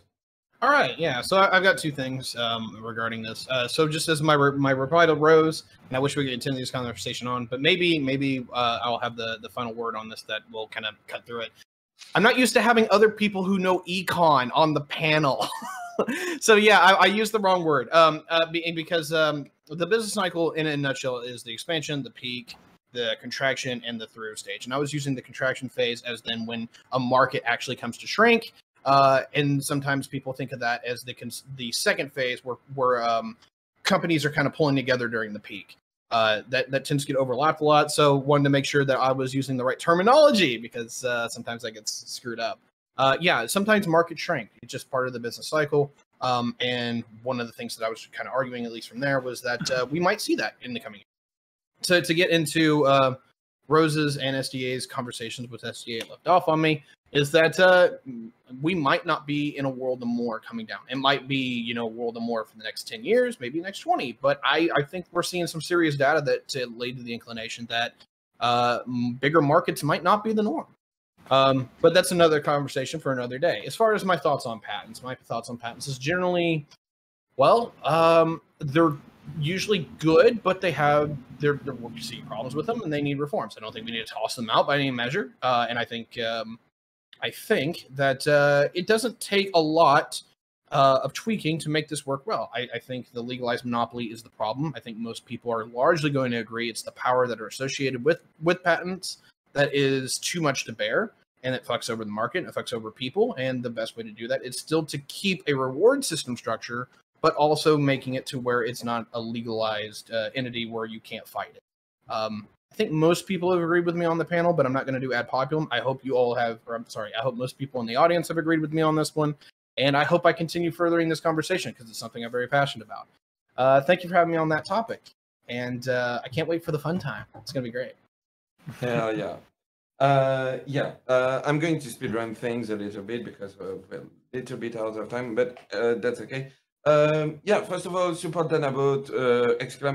Danabo in chat, shellshockcbd.com, enter code Danabo, you get 10% out of it. Also, go follow our wonderful guest. Again, thank you for being here. Thank you for participating to this. Really appreciate it. And also, hosting a panel is hard. I know it doesn't look like it, but I'm here. It's 11 p.m. my time. I'm trying to do something friendly for everyone, basically, whether you're in the US, Canada, France, Sweden, or wherever. I'm trying to find like the right time for everyone. Basically, like taking times of like of my day and everything to be here and like fucking up my sleep schedule. So yeah, if you can support the channel, follow if you haven't already, subscribe if you can, and yeah, that's pretty much it. Let's jump right into the fun topic, which is, okay, so I have two choices, and I'm going to leave it to you. First one is, what's the most exotic / interesting place you've ever visited, That's the topic one. Or topic two, what did you eat for breakfast? Or if you prefer, what's your favorite breakfast? As a French, of course, I want people to fight over food, but I leave it to you. I'm up for either personally. I think both of them are interesting. I think that if we're gonna get the hard combative thing we're looking for, I think we should go for the breakfast because it's a lot more of a controversial topic, in my opinion. All right, let's go. No introduction statement. You can jump right into it. Favorite breakfast, or what did you eat for breakfast, basically? I'm gonna say here, okay. Anybody? I don't know what is this in English actually. Hold on. Gröt is what it's called in Swedish. Here in Sweden, we have something incredibly bon porridge. That's the word for it, porridge. Okay, that we make for breakfast, almost like every day. It's like the standard. It's the blood and what I don't know what the correct expression is. It's basically it's the substance that sustains the entirety of the Swedish economy. Okay, and while a lot of people might find it boring, okay, it's great, it's whatever, you can add a surprising amount of spice to your porridge, okay? There is something we have in Sweden, it's called Santa porridge, actually.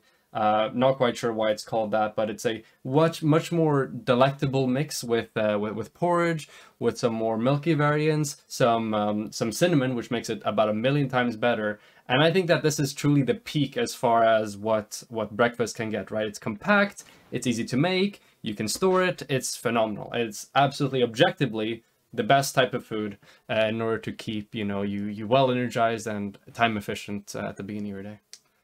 But is Rose, it I have an PewDiePie IR endorsed? Also, I have an IRL Englishman in my chat, and he's saying black pudding is what you're describing. Does that sound right? Black, I'm not sure, that doesn't sound like it. It's not, thought- no, it's not black pudding. That's something entirely different. No, that's oatmeal. Like, Rose, is it oat porridge or rice porridge? I don't know what the American name for the incredible gröt is, so I'm not quite sure what it is. Porridge, I don't know. That's a British variant of it. But what's it made from? Oats? Yeah, oats. So oatmeal. Yeah, what we in American call oatmeal. Black It's pudding probably is something made from blood and very- fat. It's disgusting. Yeah, it's something Disgusting completely British. different. I'm gonna link this in the chat. This is what I'm talking about. This is the tomtegröt. This is beautiful. This is the objectively the best type of food to start your day with. Okay, it's so good. It's actually beautiful. But yeah, that's gonna be my take, and I'm willing to defend this to the death to any challengers who wish to challenge my taste in food. I'm lost. Where did you put this? In which? And I think, wait, did I put in the wrong chat? Wait, hold on. I put this in the completely wrong chat. Okay, well, someone got a random picture of some random Swedish food. There you go. So yeah. I Yeah, gotcha. yeah, that's Alright. it's like a rice porridge almost. Yes, it's the best. There's nothing competes with this. I will take on any challengers. All right. Anyone else take? Bacon, eggs, gosh darn it. Damn it! You beat me There to we it. go. Like, literally just had it yesterday. Big old New York strip and a bunch of scrambled eggs. Put some cream cheese in it. Good to go. Absolutely delicious. Maybe just a nice pile of crispy brown hash browns. Oh, Nah. No, I'll pass on the grits. Hash No, browns no, are a hash good browns. side. Oh, sorry. What's wrong with me? Yeah, I'll pass on the hash browns. Wait, hold If on. anything, This is the deciding question. SD, are they oven hash browns or microwave hash browns? Oh, oven hash browns. Okay, I okay, do we mine have on some the standard. skillet. I There's do mine some on the standard. skillet. So. All right, okay, there's some Can I standard. trade you out for diced red potatoes? Can I trade you out for that? Oh, like German potatoes? Well, for me, what we do is we take red potatoes, we either dice them or cube them. You know, get them into like eatable chunks. And you don't mash them; you just kind of like bake them a little bit, and then you eat Yeah. them that Like way. home little, fries. With some onion, yeah. some garlic. yeah, exactly. A little onions, a little garlic. Oh yeah, a little butter. Ooh. Yeah, we Yeah. usually call Don't make it me GM. hungry, goddammit. Yeah, man. Starving now. Hold on. I started out the stream with eating. I tried to bait y'all into feeling hungry so I'd have a better Yeah. position. Strategy. Oh, Tiberius, with your eggs, okay, do you do them like sunny side up with the inside still soft, or do you fry them all the way through? Oh no, so I scramble mine, and Okay. Scramble. yeah, I scramble mine. I'll get them basically nice and like just enough where they're just cooked. Fluffy And then scramble. as soon as they're done, what you do is you cool them off with cream cheese, and you mix that all in, and then maybe you'll throw a little salt and pepper, maybe a little onion chive, that kind of thing. Y'all making me hungry as fuck. Let's stop Yeah, talking about yeah, this. yeah. God damn it. No, Yeah, let's I- continue. I topics want to in my know head. what they eat for breakfast in France, because in my opinion they have good food, but I've been dying to go.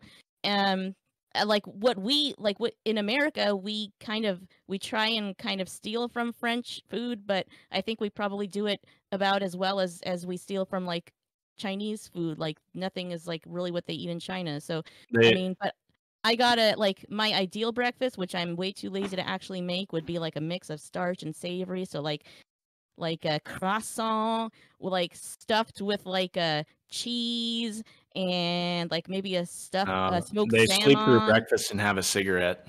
That is actually the Cigarettes. correct thing. I was waiting for someone to say Oh. that. Like, There we what are go. you people doing Yeah, eating in the yeah. mornings? It's going to slow you down. You That- want to that's have with 3 cups oatmeal. of coffee and then eat sometime around 3 o'clock Wait, in the afternoon. Why do I have anxiety? hit that protein and fat combo in the morning. That's what's important. Wait, is there anyone What? that has their eggs like with the yolk like unfried or unscrambled or I'll whatever? fucking do that. No, I you're do. a How do you? psychopath. How does one eat that? Psychopath. Okay, you eat it on the plate. How does one eat that? You cut it. It With the leaks across bread. your entire plate. You put it in a sandwich. Here's You what you bite do. it. It leaks Here's across your bread. entire face. It's Here's impossible. what you Here's what do, you- man. You take a piece of toast and you dip it. Dip that shit in. You just You got Boom. egg toast. Problem solved, bro. But you waste like half the yolk. It just runs onto the plate. Like you waste half Here's- the here's yolk. what you It's do. not Here's what you economically do. all that efficient. shit up with your bread, bro. Oh You're my fine. God. That's your the sponge. only other option is be an animal and like scoop it up with the fork and shove the whole thing in your mouth and just let it. That's Bread? preferable Oh, to I like hate doing a it Bob out. Ross Eggs, painting I with your hate bread in the runny morning. eggs. Okay, I'm gonna be You real. take You need You can put the extra bread in. thick bacon too. That's Oh man. what I you would could think do that is the take your French smoke and then milk a goat. Like they probably smoke a cigarette with a goat and then milk it and foam the milk for their latte. What is this take? Just wake up early, really early. Sorry, in the I'm morning. American. We have to make fun of the French because we are so jealous of them. Okay, look, European cuisine, we can agree with this, Mr. Gay. I promise you I'm not buttering up because you're the mod, okay? European cuisine, in every sense of the word, unless you're looking for, like, the absolute biggest calorie bomb you could, like, want to find, European cuisine is just outweighs it in every way, shape, or form. Can we agree on this, Mr. Gay? As long as it's not English, we're good. I was gonna say, does European include English people? Hey, they Beans left the and EU bread. now, we don't think of them anymore, okay? They're on their own island Excuse doing me, their own sourcing. thing, okay? Breakfast is the most You want a important meal boiled of the day. steak for breakfast? Like, They left the EU, so fuck them. Yeah, they're gone. They're gone. Okay, in the bin. The British. All right. Well, I think we have pretty good consensus here. so Anyone far. else Hold on, wants to hold give their take? And yeah, I'm- Nels, go ahead. there. Yeah. What you could do, take the runny eggs, put them in like an oatmeal, and then you can mix it up and it adds like a little bit of just adds a little bit Yeah. of protein to your oatmeal. This It's man. actually pretty good. What is this or, man talking about? or you could do hard-boiled eggs and it's fine.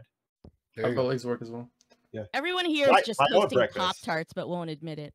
nice poached egg is My- always really good My too. breakfast today was bagel with cream cheese from chives from my garden, which means that I have literally touched actual grass today. Wow. So you're all in trouble. You know, Patch Adams touching grass. yeah. Impressive. This is only for the fun time stuff. Mr. Geek's touching grass, but Yeah. He's you're upset reminded he right has to now. do that. Oh, no. Listen, I've been I'm the moderator. I cannot speak. I cannot chime in. You're all triggering me so bad right now. So we're going to move on to the next topic. No, like If I could just Uh, make one, if I could say one more meme. Yeah. go I ahead. was calling this, I had internally called this the Hippy Dippy Matinee panel because it was earlier in the day, which I kind of like because the word matinee is vaguely French, just like our host. vaguely. It's 100% French. but Yep. yeah. It's vaguely French, but you know, it's not actually. We And all know French you live in. Canadian is like the matinee version of French. You can't see it, but I have a U.S. Canadian crossed flags on my lapel pin Yeah, so Solidarity. that I got from Vancouver, which is the most exotic place I've been. So I'm glad we went with the breakfast topic. pretty exotic. That's a yeah, good way to Splunker, you're wrap it not up. eating poutine, are you? Not today. I did yesterday. That was my yesterday's meal. Yo, poutine is delicious, man. We live in an area where the chip stands is what we call it. They're like famous for a poutine. Very You go- competitive market, the chip stand market, really. It is. I saw it in that movie, Les Demoiselles de Rochefort. Mm, God. yeah. Well, I agree with almost everyone here except for the people that have their yolk uncooked, so it leaks all over the plate. You guys are beyond. Well, that's reproach. because what do you don't eat toast with your eggs? You do, but you ate them, you completely fry them, and there you go. You bite it, and it doesn't leak all You over can your do. hand and mouth. That I know, sounds. you can't do that. I You're just like acting like running Are you the eggs kind in of my guy mouth, who right? also dip like the cooks his toast in it. steak till it's Okay, great? enough. I'm really getting triggered right now. We're Yeah. I think I mean everyone else palate except mine was cleansed. I feel like it's more dirty now than ever. But yeah, let's go into the next topic, which is robot cops. So basically, should police have access to robots? So we can talk about like the Boston Dynamics dog. We can talk about like usage of drone, for instance, like there was in London during COVID. You take this wherever you want. And we're going to start with North Countryman. So sometimes when I'm when I'm looking at modern day political issues and I look at what Republicans are saying, I'm thinking, "Oh, God, do I really want to stick with them? Then I see things like this Robo issue and what Bill de Blasio and Alexandria Ocasio-Cortez take. And I think, okay, nope, I'm not going with these guys. Because that Robo dog, it has a sticker price of about $94,000. But if you understand budgeting of any kind and you know something about called net present value, the lifespan of that thing is going to be a lot less than having to pay police officers to patrol that same area that dog can patrol, and it'll be cost a lot more money. So just getting rid of the thing because I don't know, you're afraid of robots taking over the world, that's just ludicrous. And trying to get rid of it, as Mayor de Blasio said, because it's ugly and divisive. Well, people say that about wind turbines and me, and we're not going anywhere. So this is a good thing, the RoboCop. Getting rid of it is just the peak of bad politics. All right. I'm going to throw it to Roserist. All right, yeah, so when it comes to the integration of robotics within policing, I see the potential for a lot of positives. So the most, common one being saving costs, more efficiency. So another example beyond the RoboDog that I can take from, that's from the United States that's from Europe. The Netherlands have an extremely good system when it comes to catching people who speed. So rather than in almost every other country, there are speed cameras set up. They take a picture of you when you pass, and then they check how fast you were going and send you a bill if so needed. How the cameras work in the Netherlands is that they are distributed along the entire roads, and they take a snapshot of you every time. And instead of measuring your speed when you go past the camera, what they do is they check, okay, how far did you go and how much time did it take you to travel that distance? And there is literally no way you can cheat that system, right? With the regular speed cameras, you go really fast, camera coming up. Okay, let me go really slow for a while, and then go really fast. With that camera, there is no getting around it. You need to go at the speed limit. Otherwise, if you go over that, it will calculate that you traveled this distance in a faster speed than is allowed, and therefore you're going to get sent a ticket. So stuff like that, really cool, very efficient. Reduces the needs to have police there, standing and checking people with the little scanner. Things that they have attached to their cars and stuff like that. So that's an example of more efficiency. Also, in the specific example of the dog, there's less danger for the police, which is a good thing. I would hope that everybody on the panel would agree that having less dangerous jobs is probably a good idea overall.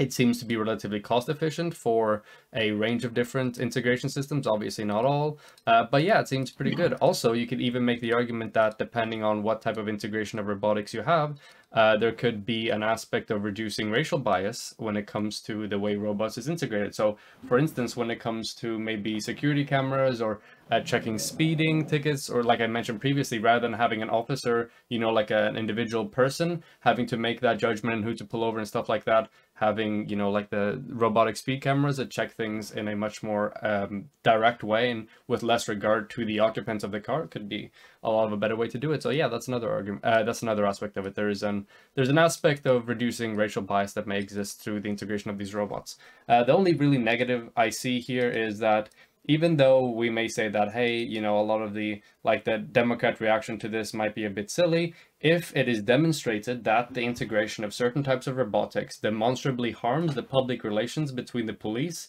and the citizenry, then it's a valid concern to not integrate that level of robotics, because that relationship between police and citizens is extraordinarily important in order to be able to do effective police work, make sure the reports come in on time, and about a million other things that ensure that a community is more safe. So while the sentiment might be a bit silly, or we might find it a bit silly, if it's shown to be significant in public relations, then it should be considered when it comes to whether or not this should actually be done, because at the end of the day, the goal is to have the most effective police force possible, and if it's interfering with that, then you probably shouldn't do that. And yeah. All right. I'm going to throw it to Splunker.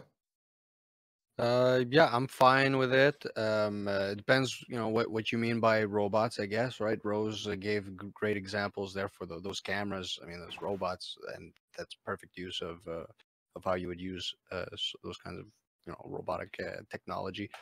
A thing like the dog, there was this example that was provided in this article that we were sent. It's just a robotic dog, and I again don't have that big of an issue with that. Could be, it could go and to some corners with a camera and let it would just like a drone kind of thing. So it would allow police officers to deal with with these issues in a more safe way. But I also think the general population should be allowed to have robots, to have these things. If I want that dog, I should be able to get it. So that's my take on it. All right, I'm going to throw it to sourcing. So I agree with most of what or pretty much everything Rosaris said. The only thing I would want to add there is the distinction for me is what these robots are. So should police have access to information gathering robots? Absolutely. I mean, a lot of the issues we see around policing right now are a manifestation of police being consumed by fear in a given situation, right? They're only human. We all kind of react in a given situation. So removing that variable, I think, would be a good thing. As for armed robots, absolutely not under any circumstance. I don't even know how that could be a question. We already outsource too much of our authority and have too much desensitization or desensitized violence by way of this outsourcing of it. So I guess I would also want to ensure that we look at any implications around Fourth Amendment rights and ensure that these robots are only being deployed in public spaces. But yeah, aside from that, I'm on board. All right. I'm going to throw it to Tiberius. Yeah, I might have some levels of dissension here for the panel, so at least we'll have some content, I guess. Two things. Number one is that we got to be honest here. We already have robots within police forces. We talked about Portland, or I'm sorry, no, a lot of people talked about Portland and the police drones that are going around pretty much constantly at this point, just looking out for different protests and all these things going on. So it's kind of already a reality. The point of where this goes is this okay, and then if we're going to drag it further. I have some really mixed thoughts about this. I'm not really a big fan of speed cameras as an example, but my issue isn't the issue with speeding nearly as much as that I believe that speeding in most countries is used as a racketeering kind of thing. My big policy solution for this has been always to my big policy solution for this has been to walk back financial penalties for misdemeanor crimes, right? So you're not going to fine somebody for having a little bit of weed on them, or you're not going to fine somebody for speeding, because honestly, I don't think most of these things matter when it comes to actual law enforcement. It's just a way to balance the books for a lot of folks, and that's literally just legalized corruption. This gets into so many details. I don't know where to start, to be honest, but at least as a whole, just for the intro, is that moreover, I don't have a problem with robots in the police force, but the way that we enforce things is more where I want to tackle. And this can make this so much worse in the regards that I feel that one of the biggest problems here in the United States regarding our police is that we don't really care about community policing. You have officers from one district go to another district to actually do their job, and they're not embedded in the community. And adding drones and police robots to that actually dehumanizes the police even more. So just 1,000 ways I can go about this. Feel free to scream at me here in the open panel section. But that's my intro. All right, I'm going to throw it to SDA.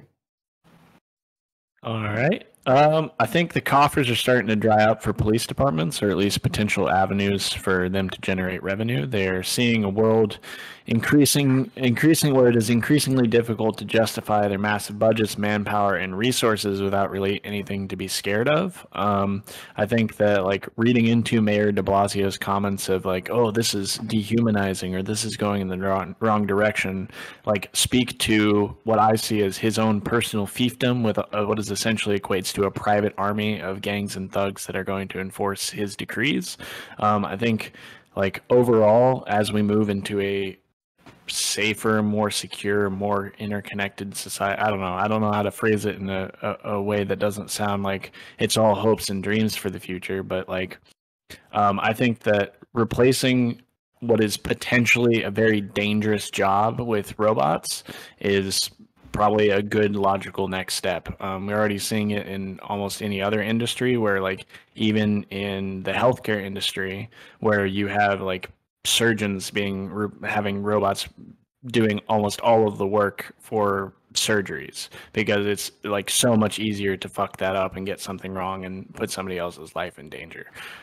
There's definitely going to be kind of a public onus that we have to, or not onus, but a public kind of fear factor that we have to overcome. And people are going to have to get used to the idea of, instead of being patrolled by a police officer, is you're going to have the robot dog. I just don't want to see them become armed in any capacity. You know, I don't want, we don't want to be concerned with protecting our police robot dogs like we're concerned with protecting these police dogs as real law enforcement officers. There's a lot of like really dangerous situations that like we don't need armed gunmen to respond to, but like we should have definitely like a step removed in between. Oh, is this person like actually a threat or not? We can send this robot to negotiate with them and like figure out what kind of response we actually need to do. Overall, robot dog's pretty based. I'm just gonna have to come up with a new. I wish I came up with like a little skit or bit for this. Like got some robot glasses because the dog's in the name. So I see the pushback coming from probably the people who have the largest vested interests, and that is police forces with massive budgets and like pensions to protect. All right, and I'm going to throw it to Cal. Okay, well, for me, it's a lot of what I would think has already been said on the panel. I think if we, I'm not a fan of the massive police force that we currently have. I am a fan of reducing their budget. So if this is a way that we can reduce budget, save lives, I think that's great. A couple of the things that have been mentioned, like community relations and armed robots, obviously, are some things that are going to have to be taken into account. I wouldn't be a fan of armed robots, and we obviously want to make sure that our community relations between police and the service and the people is still pretty solid. One of the things that Rose mentioned was the reducing racial bias, which I can see some problems with, because there's already like AI that's out there that's known to do kind of like to have some faults when it comes to racial profiling in and of themselves. So that's again something that we might need to keep an eye on in the future. All in all, we don't want to give over complete agency, but if it's a way to save some lives, save some budget, and maybe have robots doing some stuff that humans don't necessarily need to do, I think that's a great way to move forward. So. All right. Just to be sure, Abias, did you go? Not yet. Perfect. Your turn. All right. I want to start off by addressing the comment in the chat that says, in the shops, at the doctors, the police, etc., is it all just going to be robots? And I think increasingly the answer is yes. I don't think there's any stopping automation, for better or for worse. I think we're going to go more and more towards the model of like when you go to the grocery store now and there's all the self-checkouts and there's like one or two people kind of overseeing. It's going to be like that. There's going to be like probably human supervisors for like anything that's customer facing, and we're going to automate as much as possible, maybe even in restaurants. I mean, on the one hand, you have the loss of jobs. On the other hand, I mean, that could be a good or bad thing. Just having work doesn't guarantee a good lifestyle. So, we could become a dystopia like in all the science fiction TV and movies that has this stuff, or well, in some of it, or we can become more like I was gonna say more like WALL-E, but they went too far the other way. They had everything really smoothly automated, and then everyone just sat and like their muscles atrophied and they got really fat. Oh, not that I am fat phobic. I am a fat person myself. So but like people were very clearly unhealthy, and that's how they depicted it in the movie. Any hoozle, that is a digression. I want to address the article about that was sent to us about the New York City Robo dog, since that's what sparked this off.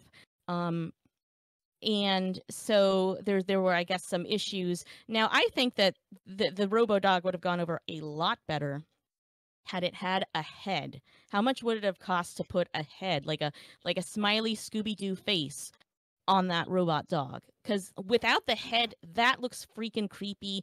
It resembles more of like a giant mechanical cockroach than anything, even though it only has 4 legs. but it's like freaky and it's creeping people out. And while I think people's objections to it were a little more robust than just it's creepy, that's sort of the the soundbite that was taken from Mayor de Blasio about, oh, it's creeping people out. Yeah, it is creeping people out, but I think the reason that they got rid of it was more like people were thinking this is, like others were saying, a step towards a dystopia, a step towards more brutal police force. And there's pros and cons.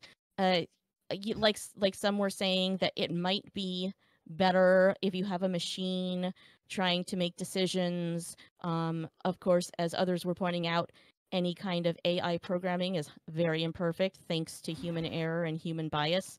So that remains to be worked out. As far as replacing police dogs, very interesting idea. If a chip could duplicate a dog's sense of smell, that would be awesome. That would have a lot of applications. As far as a blanket ban on arming any police robot, I mean, probably. It's usually against the law to have any what's the word I'm thinking of? Like security device or any kind of machine that can cause deadly injury indiscriminately. Of course, with AI, it's no longer indiscriminate, so I bet those rules are going to change. That's going to be an interesting legal issue. And yep, I'm going to stop there. All right, and you can engage. Yeah, I have a few things on what you said, Tiberius.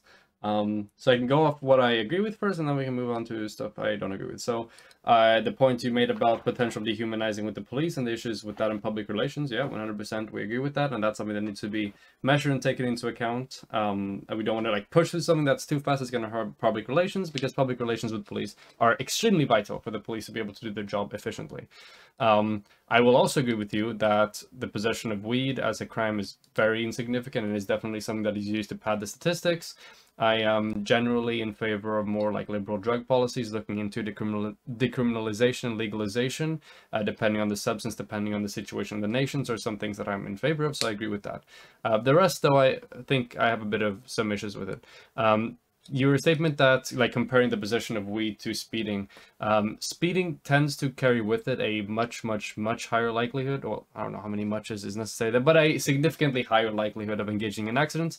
But even beyond that, it also dramatically increases the severity of the accident because of the speed, right? There's more energy, there's more things that can go boom, basically. Well, not necessarily boom, but more crash. So I don't necessarily agree with putting those two in the same bag. I still think speeding as a crime is something that should be fairly well regulated to ensure that people are using the roads in a responsible manner and are being just generally like responsible and compassionate drivers to the people around them. Now, I can also agree with you to some extent that, hey, maybe there exist police departments today that just grab people for speeding, on like very fine lines due to the fact that, it fills their statistics and it makes them look good. Sure, I would argue that if anything, robots would be able to make this a lot better, right? Because there you would be able to have strict standards. Okay, you need to go exactly this much faster in order to ensure that this registers. There is no potential for human error in the measuring of the police officer.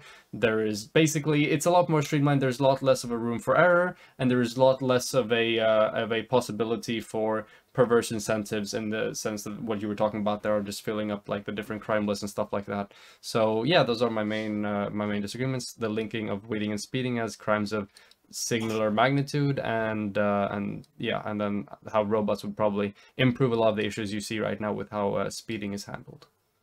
Yeah, so I don't disagree on most of that, and I can agree that my framing was a little bit overgeneralized comparing one to another that is a little different. And speeding's no joke. On the other side of that, and this might be a little difference between, I don't know where you live. I assume you're in Europe, you said? Yeah, Sweden. Yeah. I assume there's some significant differences between how the Europeans police and how the Americans do. Like one of the issues that I have seen, and whether it's the right or the left here in the United States, so we all kind of agree that police kind of suck. But one of the things that I've noticed that we actually do agree on is that police will come bother you for shit that really they shouldn't bother you with. And I think a lot of these things actually is perverse incentives from the fact that you can make money off of them. We've had issues here in media, in both just in real life, that we've had we've had police departments making up over 10% of their budget just in the fines that they collect. That literally is, if you will, government corruption, government extortion, what have you, where it's going to sour the relations of the police here in the United States, but also in the regard that it's going to make them become, it's basically turning them into a racketeering agency.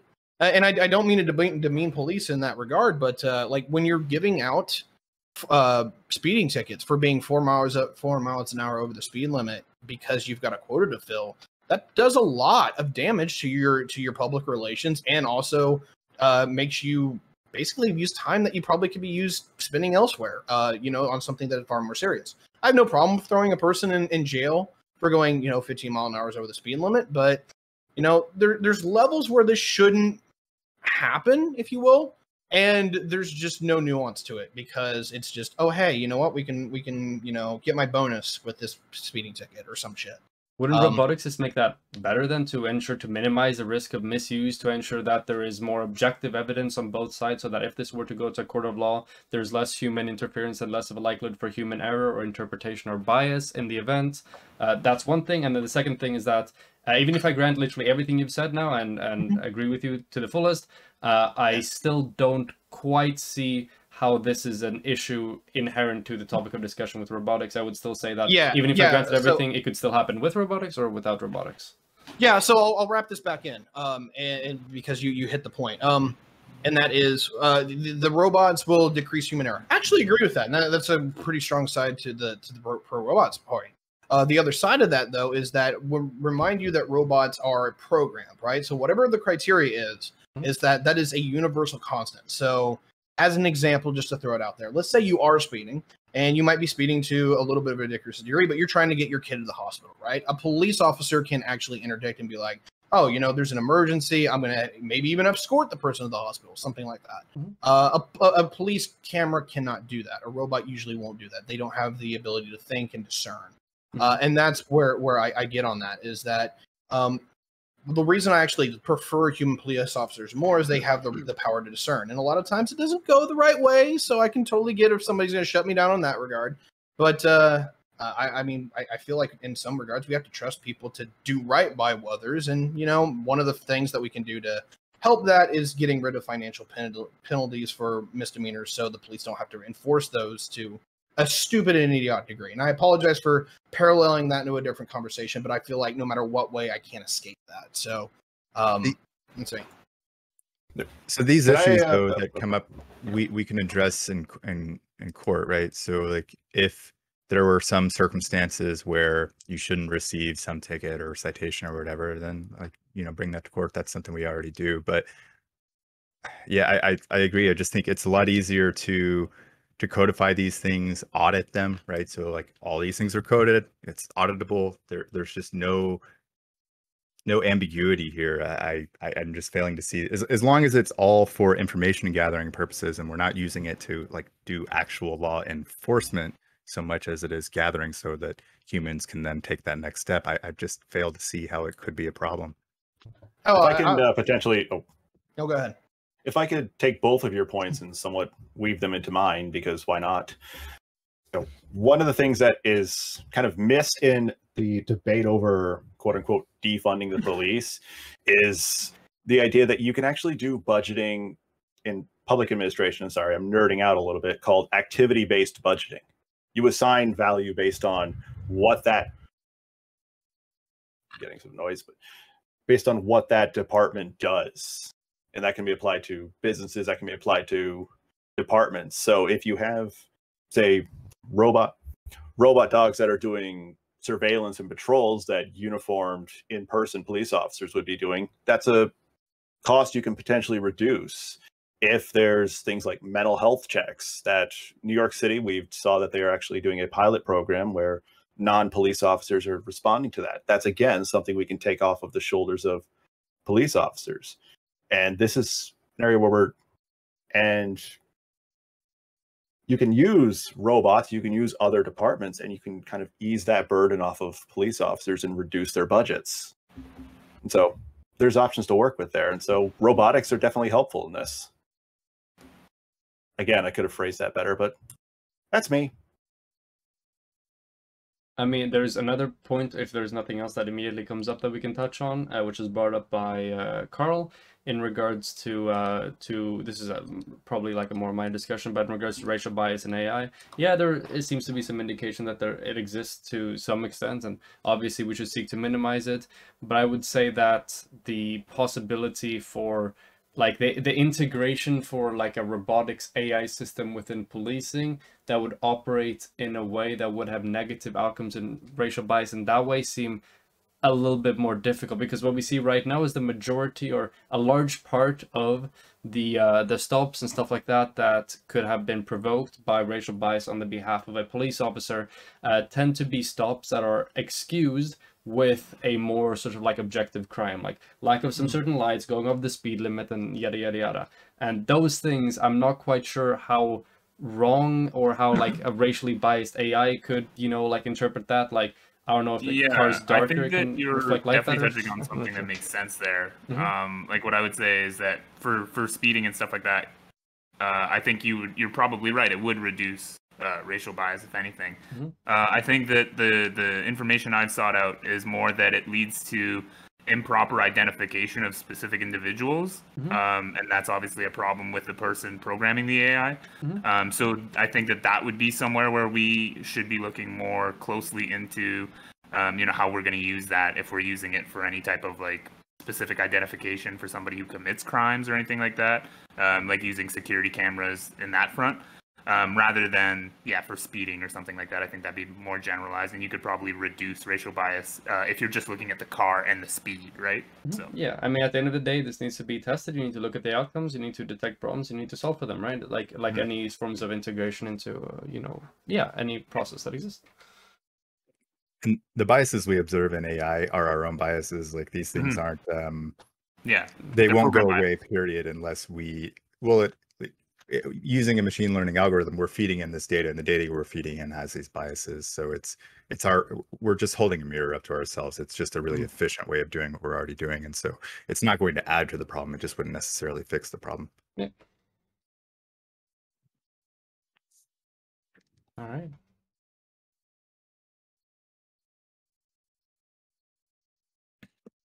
No one Open and got shove any topic here. pushback on this? No.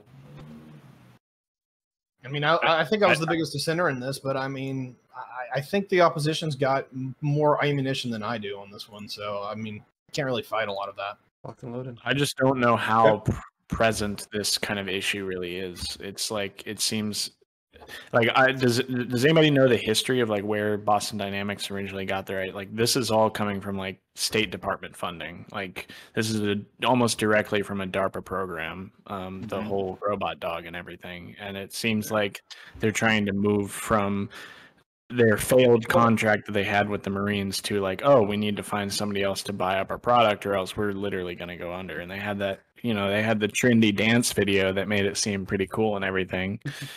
But like, I don't know. I'm not sure how prevalent or recent this is going to be. By the way, stick around to the end of the panel. We're going to recreate that dance video, all of us, immediately. Do you love me? It's pretty late here, Europe. I don't know if I can stick it now, but maybe I could, if we, depending on how much time we want to keep going for, Mr. Geck, maybe we could touch on something else that Habias mentioned in the first panel and that she wished we talked about more, which is maybe the interest of corporations in regards to the for-profit motive and the way that intersects with social good and stuff like that. So, I mean, I don't know how much time we have left or God. That is entirely a morality and ethics conversation, and like, it's a fun we can do that. Just we'll have to recognize that I don't have the same ethical codes as you all do, so we're literally looking for a compromise. Yeah. What are morals? It's Yeah, okay. I mean, I think Some people are just wrong. Well, I mean, if that's the way you want to go about it, fine. But there's no point in having a conversation with you at that point. No, actually, on my channel, I'm actually going to start trying to do some like reaching across and stuff. So I'm just being facetious. Okay. So can we go to that, Mr. Geck, or do you want to wrap it up? There's something that sourcing mentioned that we could potentially go in there. I think is the use of armed robots, and we could go into a conversation of use of drones, but that is an option. Terminators are real, kids. They're here. I mean, I I would think say I think both it's yeah, funny everyone that, would that be we against armed we critique the robots. last topic because hey, like how common, how prevalent is this in regards to the dog, and now we decide to switch from that to like armed Terminator robots. But yeah, I don't know how much we're gonna be able to talk and have substantive discussion on this, but yeah. Basically, we got like 15 minutes left before we wrap it up, before we start going into closing statement, and Yeah. I would even say 10 minutes left All with right. the closing statement, shout out, and everything. Wait, So like either we jump on it or Mhm. we can talk about so like basically if you want to go on another topic, it has to be like speedrun version of it. all right. That's all. We can. I mean, if we have 10 minutes, we'll give people some content at least, so they have something to watch. Okay. Yeah, we can talk a little bit about that. The social good goals that you talked about, because I think it's an interesting discussion, and we'll try to do it like pretty quickly. So, when it comes to the profit motive and competition in general, I would agree that in some cases there are perverse incentives. There are outcomes from that which may not be desirable from a social standpoint. There are market externalities which we find non-beneficial. So common examples of this, for example, may be the sale of cigarettes and the externality the externality effect it has on healthcare costs, on other people who may not necessarily be consuming the product, on any X, Y, and Z things. A more a greater example would be, for example, the emissions from certain production cycles and the way they feed into climate change and global warming and all of that stuff.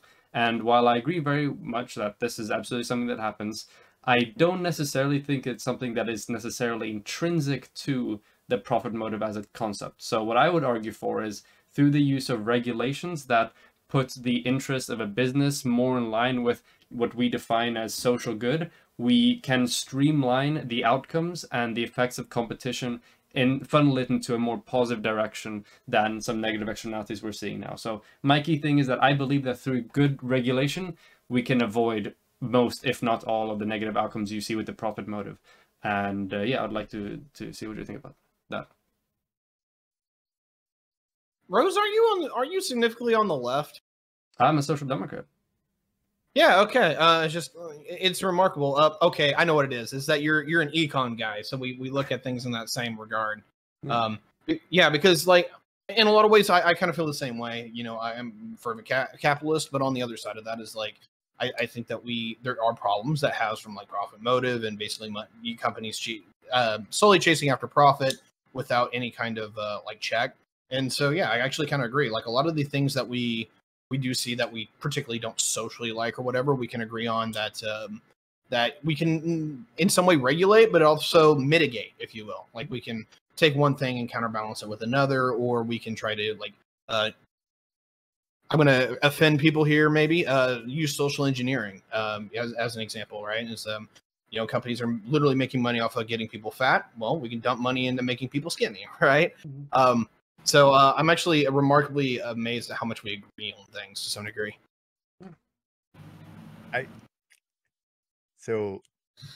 I don't really. I mean, I agree with your points on how we can like reduce the harm that these things cause, but I'm still not convinced that the profit motive is optimizing for anything other than profit. Like just kind of, it's a circular thing, right? Like if your motive is profit, then that's going to be your priority. Anything else is a byproduct. So like, I don't have a problem with that necessarily. I mean, I think that it's a perverse incentive for doing anything that we're talking about in terms of like advancing society. But yeah.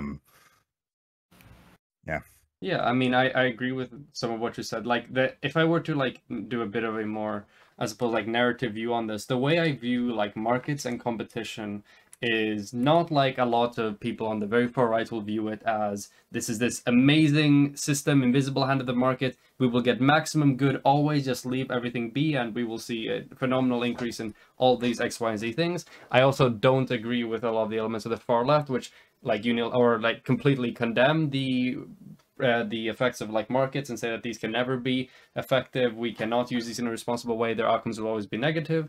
So the way I sort of look at markets and competition and the profit motive is it's a form of like very strong and very powerful driving force in a society. And like all really strong forces, if it's not handled correctly, it can have devastating negative effects, i.e. climate change. However, if it is funneled and if it is controlled in a proper manner through a good, in my opinion, legal regulatory framework that tries to cut off as many of the possibilities for this energy to do harm and for it to engage in behaviors that we don't see as desirable, we can sort of harness as much positive as possible from competition, from the profit motive, in a way by which we can see that we can make phenomenal progress socially and economically. Because at the end of the day, I do believe to some extent that, hey, competition is good for certain types of innovation, for the for the creation of certain products, for the management of systems, for X, Y, and Z. And that's like the sort of like way I view the profit motive. And I believe there's some industries that, hey, it seems very difficult to regulate the profit motive in this specific industry to a way that we find desirable. So these industries, we could probably nationalize them. So in my case, I have this really strong opinion about education, for instance. That's one that will never ever budge on. That should be out of the hands of the market completely. And then a few other ones, but that's like my main one. So yeah, that's, I suppose, my general view on competition for profit stuff and stuff like that. Rose, you're making a lot of really good arguments for competition, economics, and rule of law. Are you sure you're not a righty? Because they're pretty. No, Wait, since when did economic comprehension become a yeah. right-wing thing? Now I reject Yeah, this I can entirely. hear through. I can hear it's starting to sound like an omni-lib. That's what it is. Okay, I can tell you, I'm in favor of strong social social systems, a welfare state, public education, public healthcare, all forms of like progressive systems of social justice as possible. I like cooperatives as a concept. I think we should invest in them more, and we should have more of a creation of them across the economy. Measure them, see what they do, maybe look into encouraging them in certain sectors above others, yada yada yada. I don't think that economic literacy by any means is something that is exclusive to the right, but it saddens me to see like the points we've gotten in a political discourse where people who are economically literate are immediately seen as being on the right, and that bothers me as a left-leaning person who likes economics. Yeah, I'm just going to make it just needling you a little bit. Sorry? After that comment, I'm definitely going to say we're excommunicating him from the right. He's not allowed here. There you go. That's fucking okay. I'm only get a little marginally. Sorry. Yeah, go ahead. I'm only marginally acclimated with economics, and even I'm like, you just sound more like not. I'm just glad you're not as statist as somebody who might be more aligned with you usually sounds. You're not as gung ho as a progressive who just wants everything that they want now, and they're going to listen to nobody else. They're actually trying to negotiate their position. Thank you. I appreciate that. Also, maybe you can drop a little bit last stick of dynamite before we log off. As a European, owning guns is cringe, and Second Amendment is dog shit. Yep, disown his ass. Disown his ass forever. Get the fuck out. All right. No, it's been fun. I think we can wrap this up now with this absolute truth being dropped.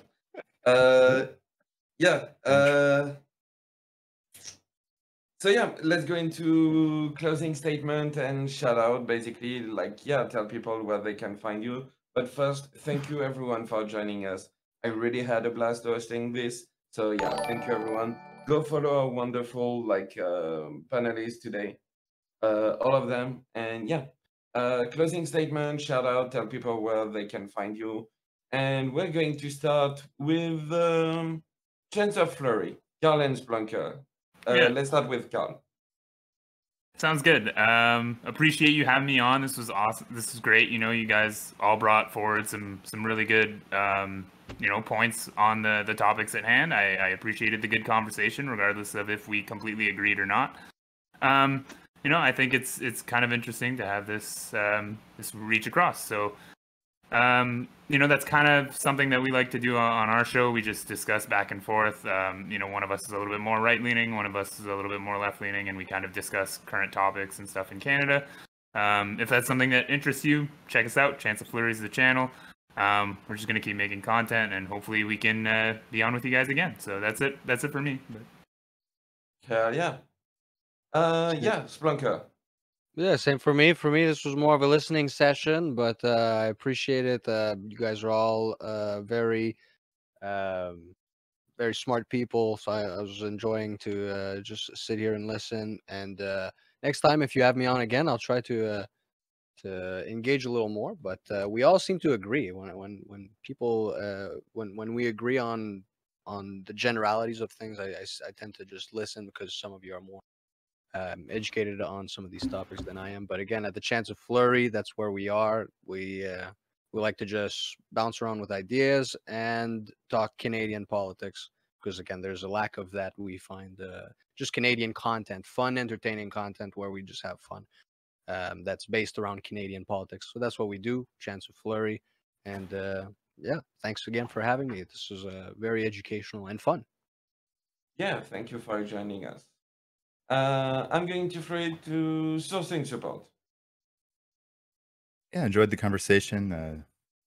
I wouldn't. It's a rarity that these panels are so civil. So thanks, everyone. I'm definitely open to having further conversations around certainly patent law, but IP more broadly speaking. If anyone's interested, feel free to drop me a note. You can find me at Sourcing Support here on Twitch, and that's pretty much it. Everything else I do is more industry related for my day job. All right, thank you for joining us. And now Tiberius D. All right, so yeah, I'm Tiberius D. I do 3 major pieces of political content. The first is geopolitics, where I just kind of talk about what's going on in the world and why that might be happening and some of the history going on with that, and the geopolitical factors, such as the climate and geography and all these other things that are going on.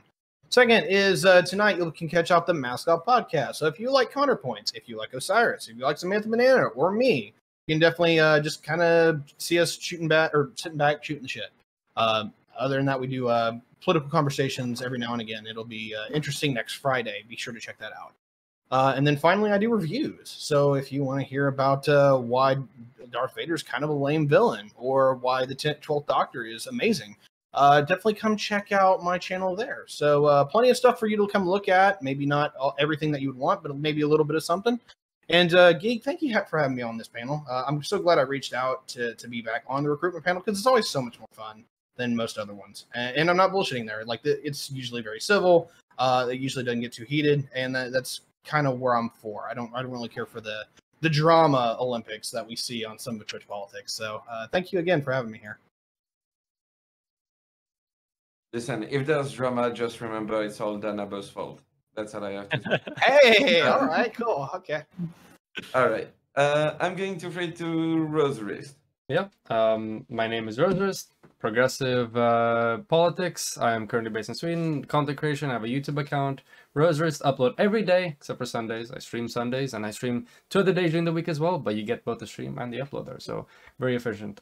Yeah, during this panel, I suppose, key thing that I just wanted to illustrate that hey, okay, it's possible to be economically literate, to like economics, to understand markets, and be a leftist. Just to add to 2 more things that you know, like progressive economic positions, I had to just make sure nobody here walks away with the idea that I'm right-wing. I'm also greatly in favor of like generally wealth redistribution programs and just generally progressive economics and taxation as a whole. And I promise you, if I can do this as a 17-year-old, you too, leftists, can be economic literate and be able to argue for these positions in a much more effective way than completely shutting down all notions of economics and trying to just like steamroll ahead with just social politics or just telling the state to do everything. So yeah, you can find me almost everywhere at Roserist. I would recommend the YouTube. That's where I post most of my stuff. That's where you can get most information about, you know, the stuff I put out and the things I think and the stuff I research about. So yeah, thank you very much for having me on, Mr. Geck, and I look forward to being on more hippy dippy stuff in the future. Hell yeah. I have to ask, did you say you're 17? I did say I was 17. We have another Polar's World, ladies and gentlemen. All right. Listen, sorry.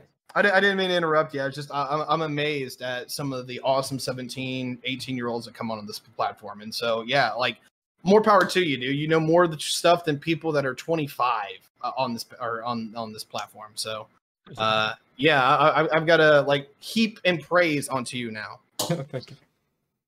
True. I am amazed by the number of people who are super young, already involved in politics, or already interested.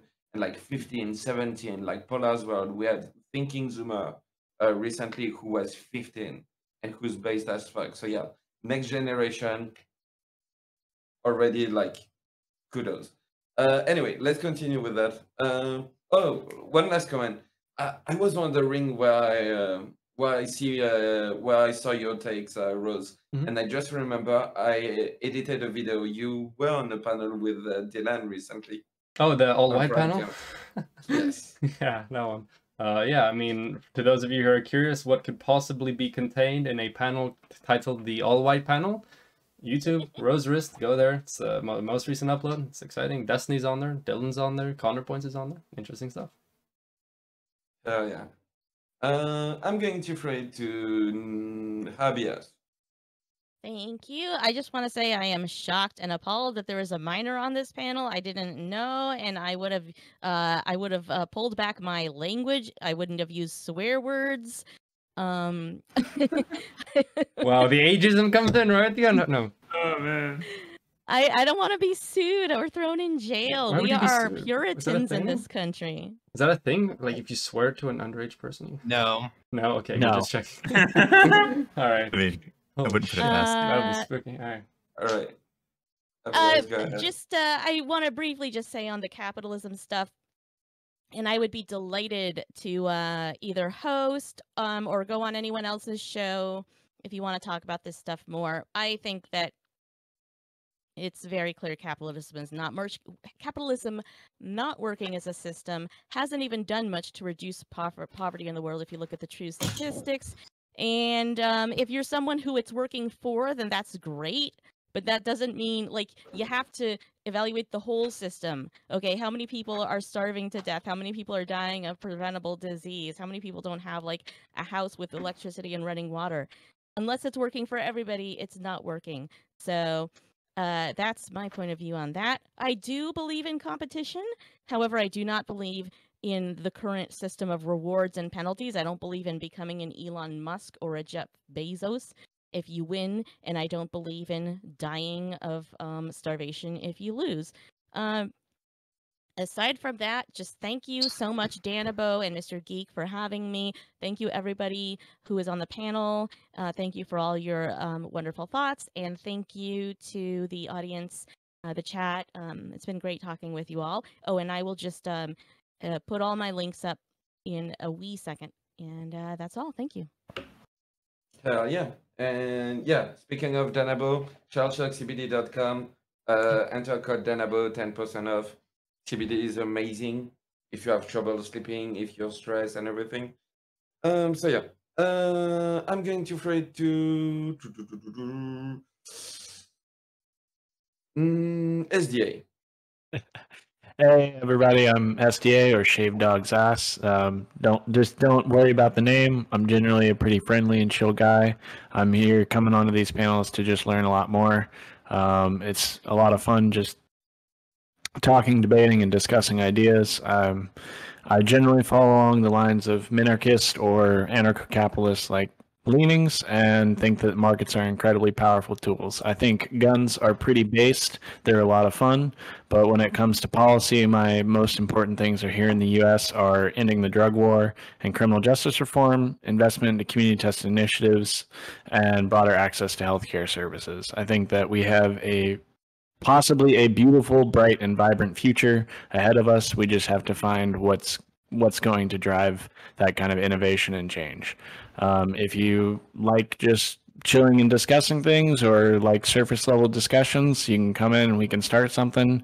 Always have call-ins, always have just kind of doing whatever. I'm not streaming as much as I used to because I've got to really focus on life and get some independent living skills going. But if you like React and if you just want to give me something to react to or like watching Mordhau, like just come chill out. Thanks a lot for having me on the panel. It's nice to see the faces I've seen before and nice to meet the new ones. I wish you all a nice evening. Mr. Geek, you're muted. That was a test to see who was following. SDA, big friend of the channel, always happy to have you on. So yeah, thank you for being here. Before throwing it to North Countrymen, I just want to say stay tuned. I'm going to be live for a little more, for a little while, and after that we're right into Bings, who is going to start Super Sunday. which start at 7, if I remember correctly. So yeah, stay tuned. North Countryman, go ahead. Yes, I am North Countryman. Twitch.tv/North Countryman is pretty much the only place where I do anything. My Twitter's not really a whole thing. I do this. I started doing this honestly because I saw a lot of, not this panel, but other panels where there's a lot of political and economic illiteracy. And I'm very happy that everyone on this panel really knew what they were talking about. And I'm seeing the quality of Twitch politics increasing quite a lot, and I'm happy about that. On the topic of robots, it's not really surprising that a lot of us agree, since I think most of us probably have bots in our chats. So, of course, we're pro-robot. Did I have anything else? I would appreciate, following my stuff, which is usually Politics 101. Definitely check out the Tiberius's stuff, especially his Mask Off podcast. Because I would not be here for panels if it weren't for counterpoints pointing me in the right direction to how to get recruited on these. And also Samantha Banana was on the first panel that I was on, and she told me I had the charisma of a fucking snail, which is correct. It's correct. And I now have a political cartoon from Thomas Nast of Uncle Sam riding a snail on my overlay, and I love it. So definitely go support them. They are good people. Appreciate it, buddy. I'll let them know. Did you tell people where they can find you and everything? Twitch.tv/North Countryman. Yeah. North with a 0 because the O was taken. And yeah, and with that being said, I think that concludes our show. Thank you everyone for being here. And yeah. All right, let's have bacon and eggs. No. Try not to take. Okay, now that give your this food is takes. over, We've been let's waiting. talk. We've been waiting all stream for you now. Hit us with your takes. Okay, first Go. of all, crepes. Like I've seen so many panels and shit like this about like pancakes or waffle. Crepes is the only correct Oh, way. crepes. Okay. Yeah. You can do whatever you want. You can put stuff in it. You can That's put true. stuff in the paste. You can like do everything. And It's they're not much too better thick. than- They're not as thick as the pancake either, so you don't go away feeling like all, like sluggish and everything. Yeah, crepes are pretty good. I can agree with this. Oh yeah, that's the only take that's valid.